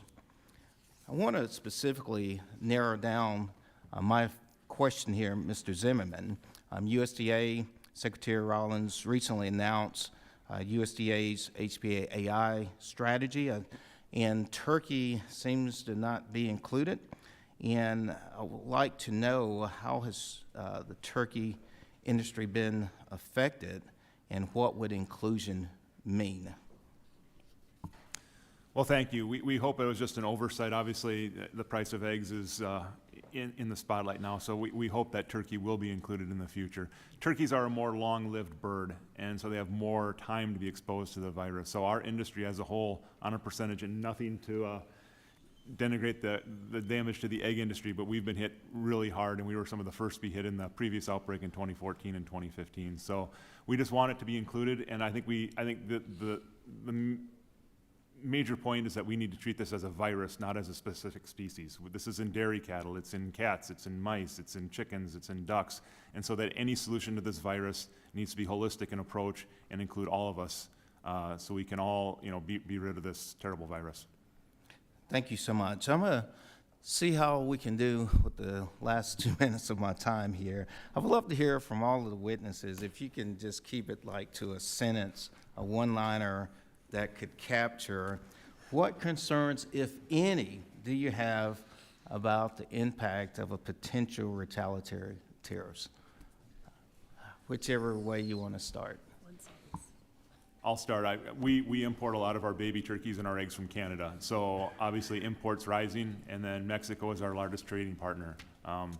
Obviously that's a great concern that we, in a time where we're in a very stressful time, we can't afford to lose those exports and have our import prices increase. I would say our farmers are very concerned with the retaliatory tariff. We went through a longest period of unprofitability, lost average of $30 a head. We're starting to make a little bit of money now. Any type of retaliatory tariff that disrupts that market affects our profitability, and that's concerning. Very negligible amount of product moves across our borders. We don't import or export many eggs at all, so this will have little impact on the egg industry. The commodity prices that are so low this year and last is in large part due to the last trade war. Our largest customers were impacted during that trade war, and they looked for alternative markets.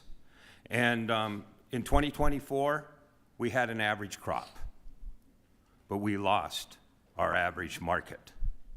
And so our commodity prices tanked because of this. It does have an impact, and it has a long-range impact because our customers have built ports, rail, and other distribution networks to purchase their products from our competitors. We obviously are aware of the tariffs, and as this administration works to negotiate equitable trade agreements, we would hope that they also look at possible other export opportunities for our product as well. Well, thank you for getting through that line of questioning. 17 seconds over. Y'all are just as good as members of Congress. I yield back. Thank you. Now recognize the gentleman from Minnesota for 5 minutes. Thank you, Mr. Chairman, and I'd also like to thank Chairman Mann for holding this important hearing today, and thank you to the witnesses for taking time to be here with us.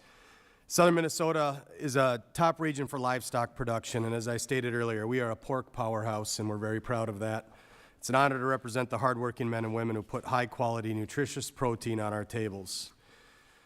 With that being said, Ms. Stevermer, Prop 12, it's wreaked havoc on the marketplace, and it's hurt small and medium-sized producers. The fallout will only lead to increased consolidation as the largest producers are better equipped to conform to its arbitrary and unscientific requirements. In simple terms, can you explain to the committee why it's completely backwards to think Prop 12 is anything but detrimental to production agriculture? Well, first of all, I want to thank Chairman Thompson for his work on language with Prop 12. What makes it somewhat chaotic and backwards is the fact that while I am fine with states regulating production practices within their own state, it does not make sense for states to regulate production practices in other states. And the fear that our producers have is that patchwork of regulations. And it doesn't matter what size you are, small or medium, you feel that effect. And it's hard to make business decisions. And the chaos that it's causing is concerning. I would say also, I have farms and producers that come up to me and say, I don't know if the next generation wants to come farm, because look at this chaos. If one state can tell another state what to do, and down the road, maybe that happens again, and we've got multiple states and multiple regulations, how do I deal with that? Why would I want to deal with that? Why do I want to come back and farm? And I think that's very disappointing for people that produce wholesome, nutritious protein. I'll also say it's chaotic because it raises food prices. The people in California are paying on average 20% more for pork. That makes no sense. That makes no sense. Thank you for that. And in a follow-up to that, so in the Farm, Food, and National Security Act of 2024 that we passed in a bipartisan manner through the Ag Committee, we had a fix included for Prop 12, and you alluded to it, but do you support that fix and the language in that bill? We do support that, yes. All right, thank you for that. Maybe one last thought, and Mr. Riley from New York brought this up, and I think it's a very, very good point. You know, we have all our eggs in one basket when it comes to some inputs on the pork production side, and quite frankly, livestock production in general. But if you look at the amino acids, the vitamins, the minerals, it is scary to think that we all agree and say food security is national security, but yet we don't have a domestic fix to diversify our inputs. And so if we were to, from a congressional bipartisan standpoint, work on ways to reignite domestic production of amino acids, vitamins, things that are so critical to our food and national security, would the pork industry be supportive of that? I would say we would. I mean, it's, as you said, having all our eggs in one basket is not ideal, and working through any regulatory and environmental conditions that might be out there, I think is important to making sure that we can build that industry back again.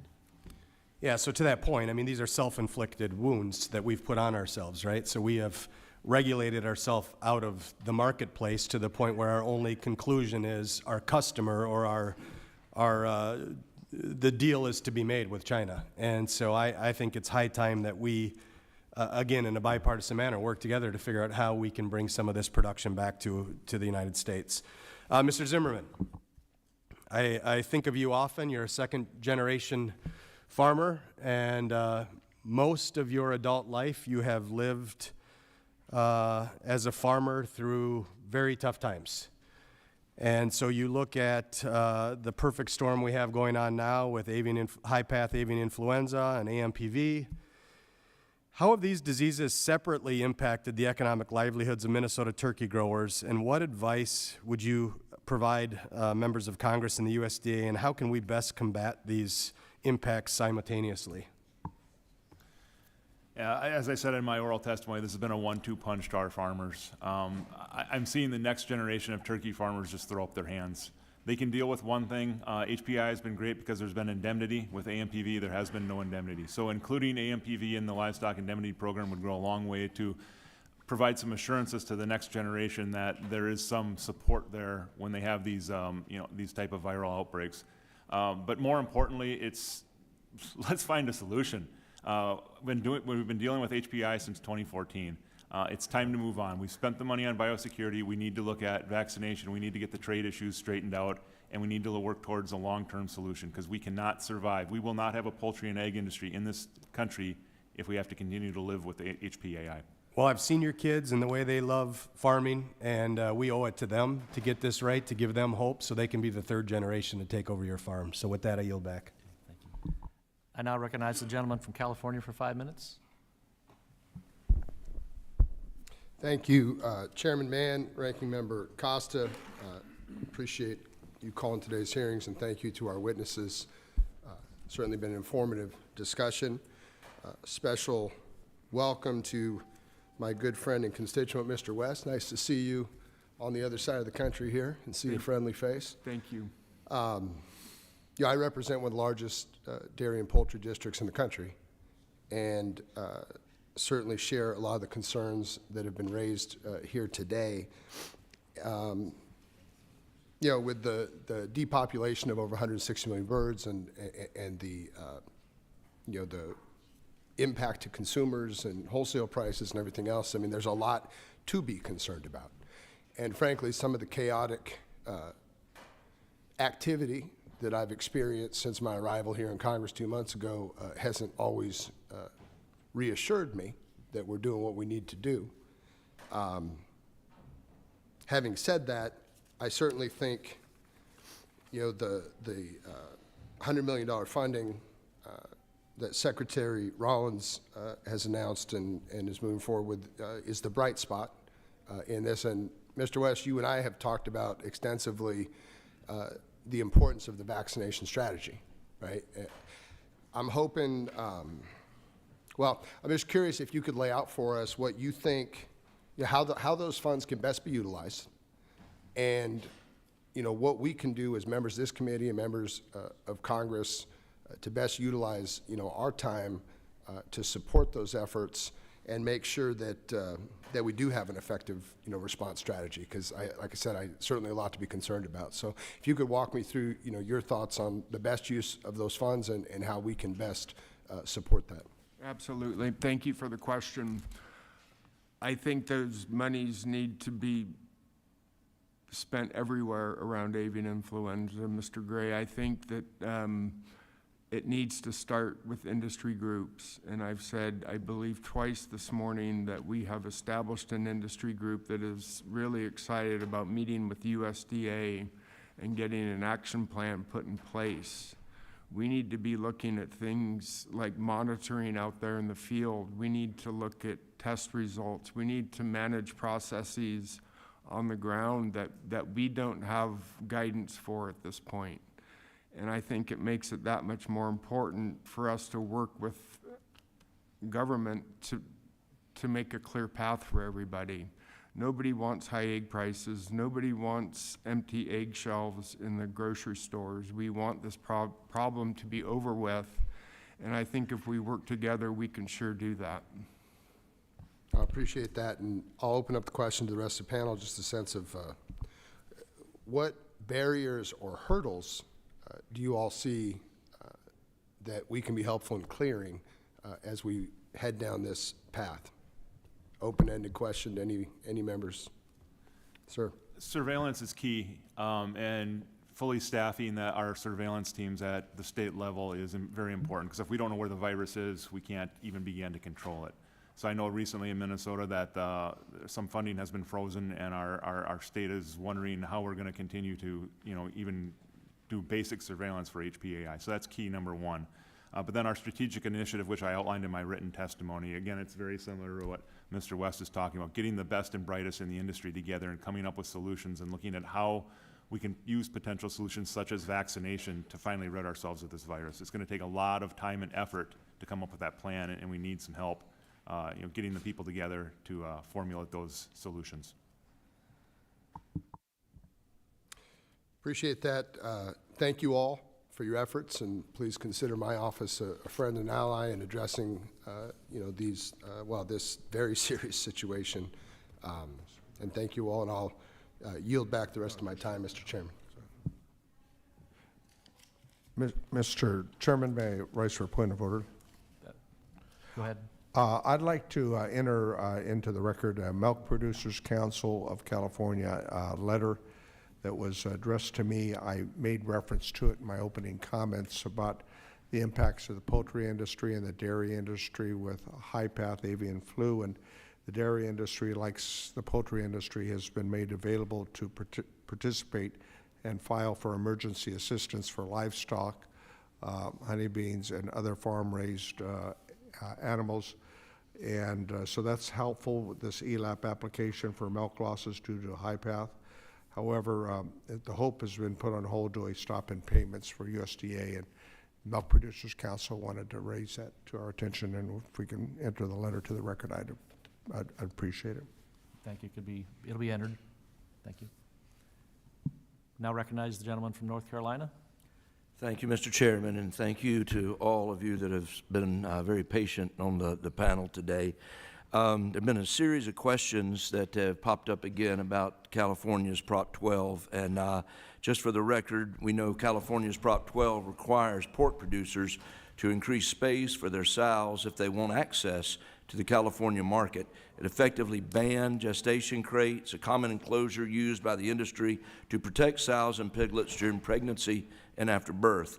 The premise of this law implies that hog farmers don't want their animals to be healthy and safe. And I would just ask Mrs. DeVermer, do you find that that's the case with the producers that you interact with?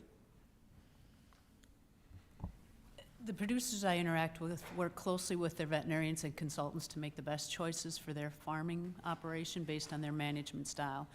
And Prop 12 was not based on any scientific measures. It was a number pulled out of the hat.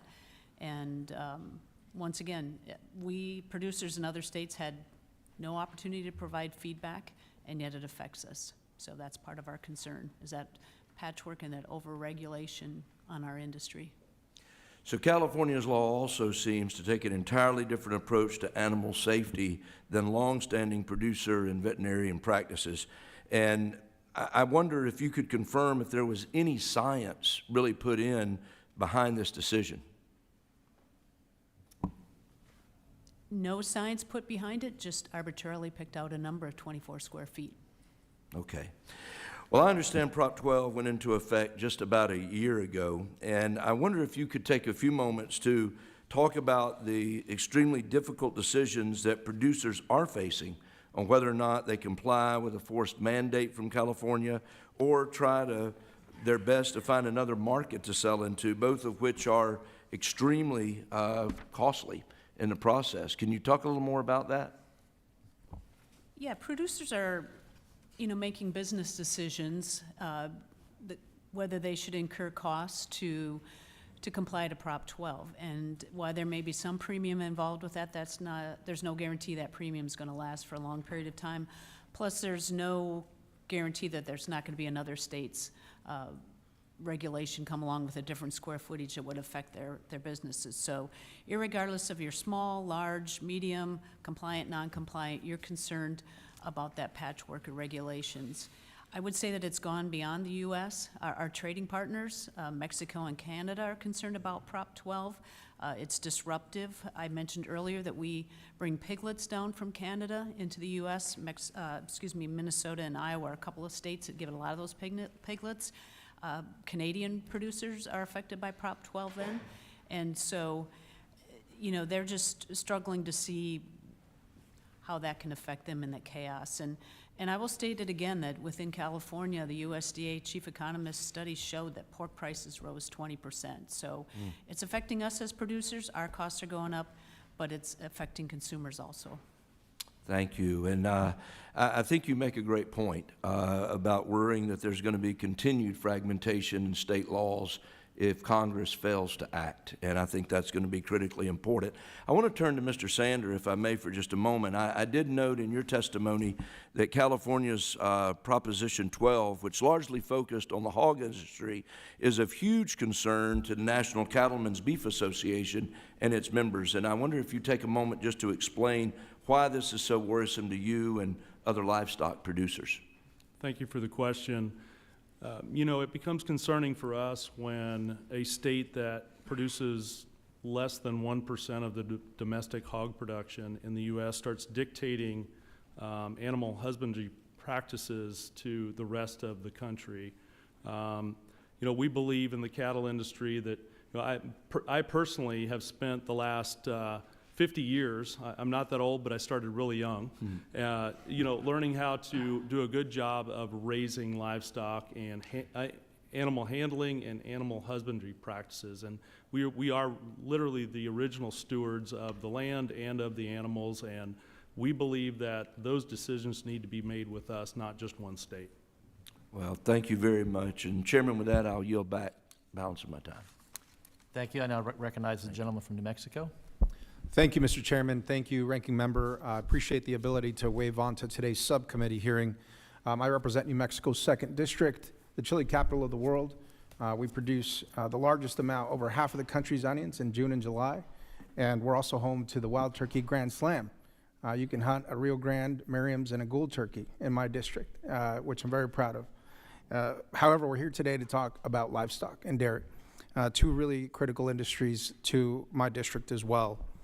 Now, we have over 9,000 ranchers that raise over 1.2 million head of cattle and contribute over $2 billion to the New Mexican economy. They hold 2,200 allotments across approximately 13.5 million acres of public lands across the state. However, oftentimes, these ranchers are confronted with unnecessary bureaucratic hurdles that hinder their ability to do their jobs efficiently. That's why I'm proud to have introduced the bipartisan Ranching Without Red Tape Act, which would cut through excessive regulatory delays and provide ranchers with the flexibility that they need to make simple but critical improvements on their federal leases. So my question is to Mr. Sander. Mr. Sander, can you give me a few examples of range improvements that would trigger a lease renegotiation? Yeah, thank you for the question. You know, as I said, our operations are in Kansas, so we don't graze many federal lands, but we do buy from a lot of folks in the West that you know, graze over more than 60% of the herd grazes federal lands, and you know, the ranches who manage those permits, as I said earlier, are some of the original stewards of this land, and they know how to take care of land. They're, you know, responsible for maintaining water troughs, pipelines, and fences are really good examples of that for you. Thank you, Mr. Sander, and I completely agree with you, and that's why I believe my legislation is so important.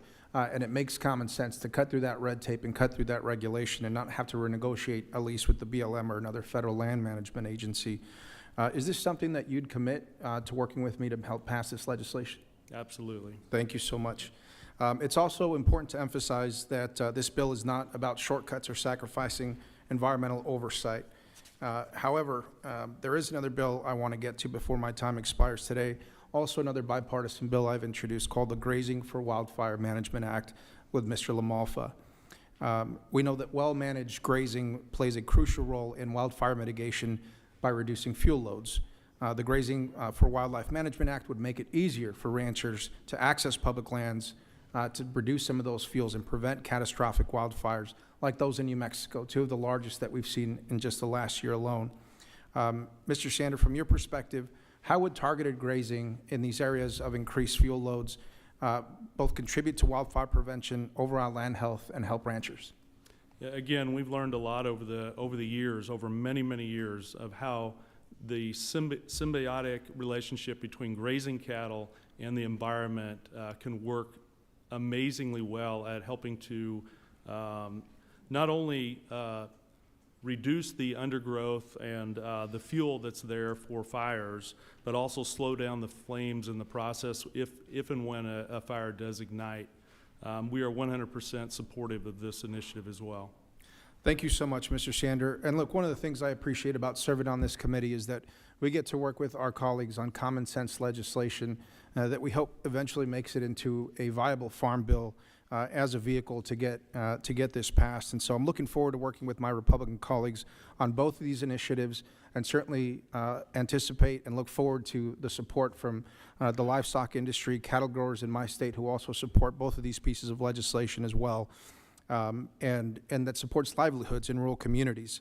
Now, I look forward to continuing this important work. Thank you all so much for being here today, and I look forward to having further discussions in full committee for both of these bills. Thank you, Mr. Chairman. I yield back. Thank you. I'll now recognize myself for 5 minutes. Thank you all for sharing your time and insight into this committee. Obviously, avian flu is top of mind for many members of the subcommittee here today. I'm encouraged by Secretary Rollins' timely response to the issue, and with Indiana being the 4th largest producer of turkeys in America, I'm hopeful the USDA avian flu response will expand to support our turkey farmers. Mr. Zimmerman, American farmers are the most efficient turkey producers in the world, but in your testimony you mentioned that pressures like animal disease are pushing them out of business.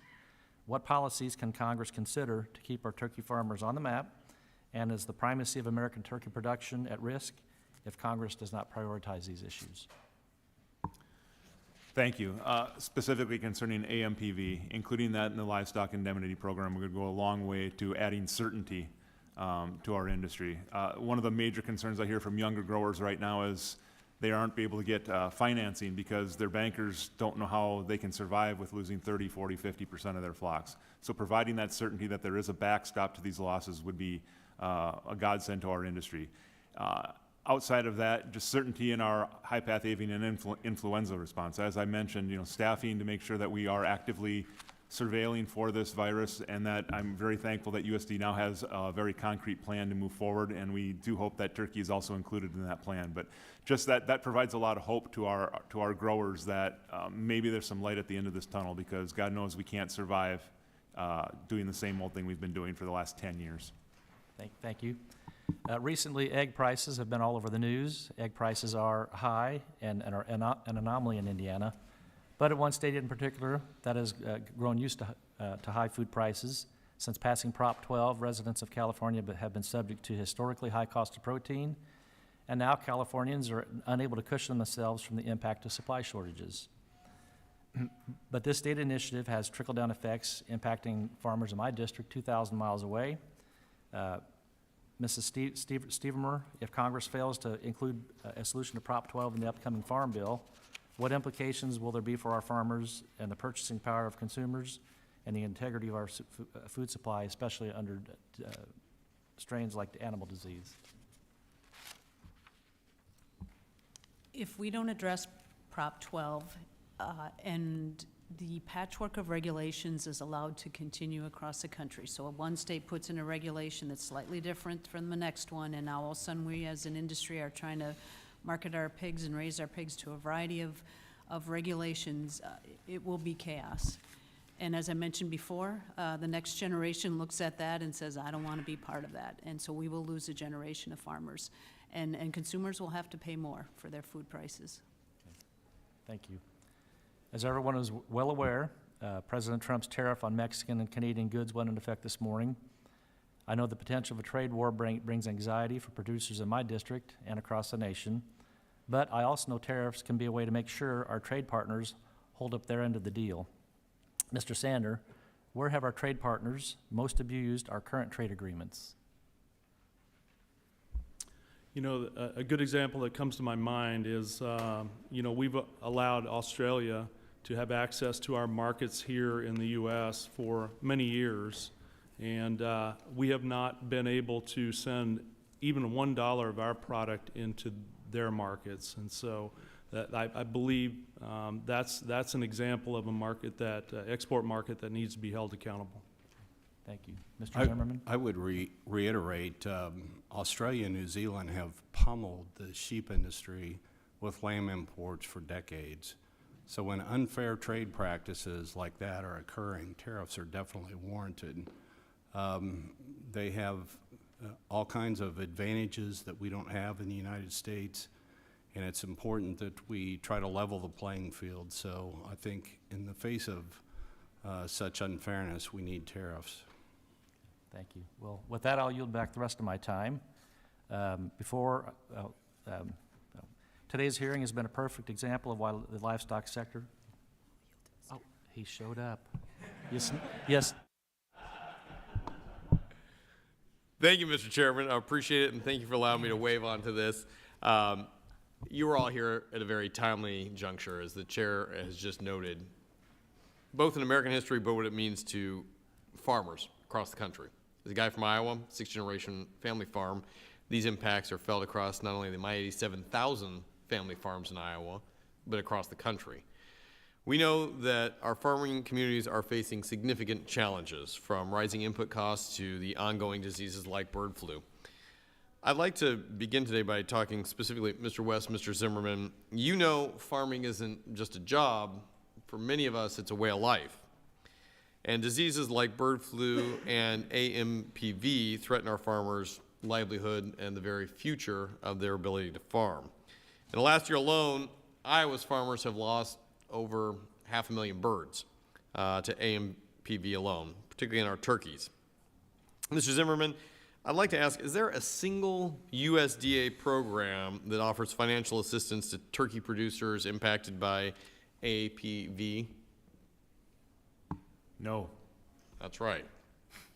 So I just want to repeat that again for all the folks who are watching at home and reporting on this from the ag side and are talking about the impact here. Not a single federal program currently exists to help our turkey producers recover from AMPV. And that's more than 1 million birds lost just in Iowa. Across the country, we are talking about true tragedy. And that's exactly why I'm proud to lead the Iowa delegation, and one that I think is important for the entire country here, that the USDA urged them to allow AMPV to qualify for the Livestock Indemnity Program, or LIP. And Mr. Chairman, I would ask that this letter be entered into the record. Agreed. Mr. Zimmerman, how would access to LIP program benefit producers in the coming months? It would provide a lifeline. As you said, when you lose 30 to 50% of your flock, that's a loss of 30 to 50% of your yearly income. I mean, think of that if you're a salaried individual. How would you survive losing that much? And then again, it will provide some certainty to our lenders that there is hope and that there can be some recovery from these losses. In addition to that, I would like to address that, there is a vaccine for AMPV. We are starting to see that now, but the process that it took over a year for us to get that approved needs to be reevaluated, because this isn't the only animal disease we're going to have in the future, and there's going to be vaccines that need to come into this country, and they need to become, need to be regulated and safe, but it should not take over a year for us to have access to the tools we need to protect our flocks. And I would agree with you on that. It's not even just a family losing half of their income. Imagine a family farm or a hometown community that sees half of its income wiped out. The ripple-on effect here is huge. And you're absolutely right. This isn't just in the turkey sector, but removing the regulation to be able to get, the vaccines needed to the front lines, it's not just in AMPV, it's also in bird flu. Mr. West, I know you have worked on this with the prices of eggs nearly doubling, something that, my colleagues on the other side of the aisle maybe didn't care about 6 months ago.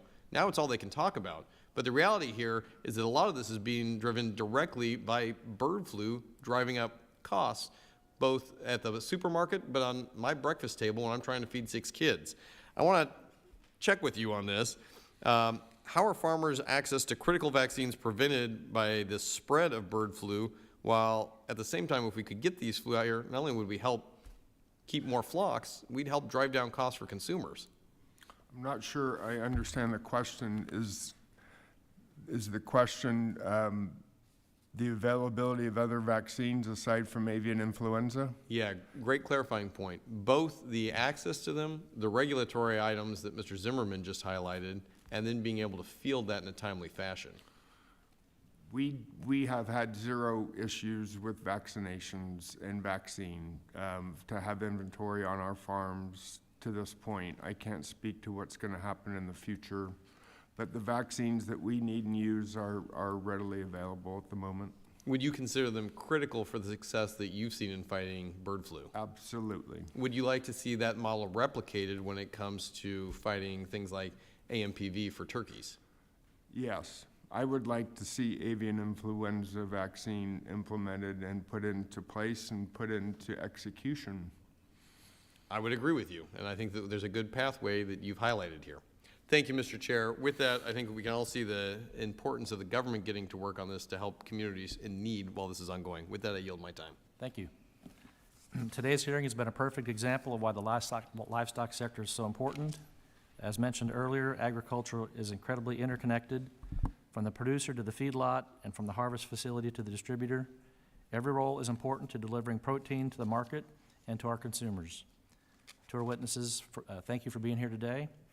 We've heard you loud and clear, from supporting the 3-legged stool to pushing back on unscientific salmonella framework to providing support to producers impacted by the avian flu and expanding our markets for American animal protein exports.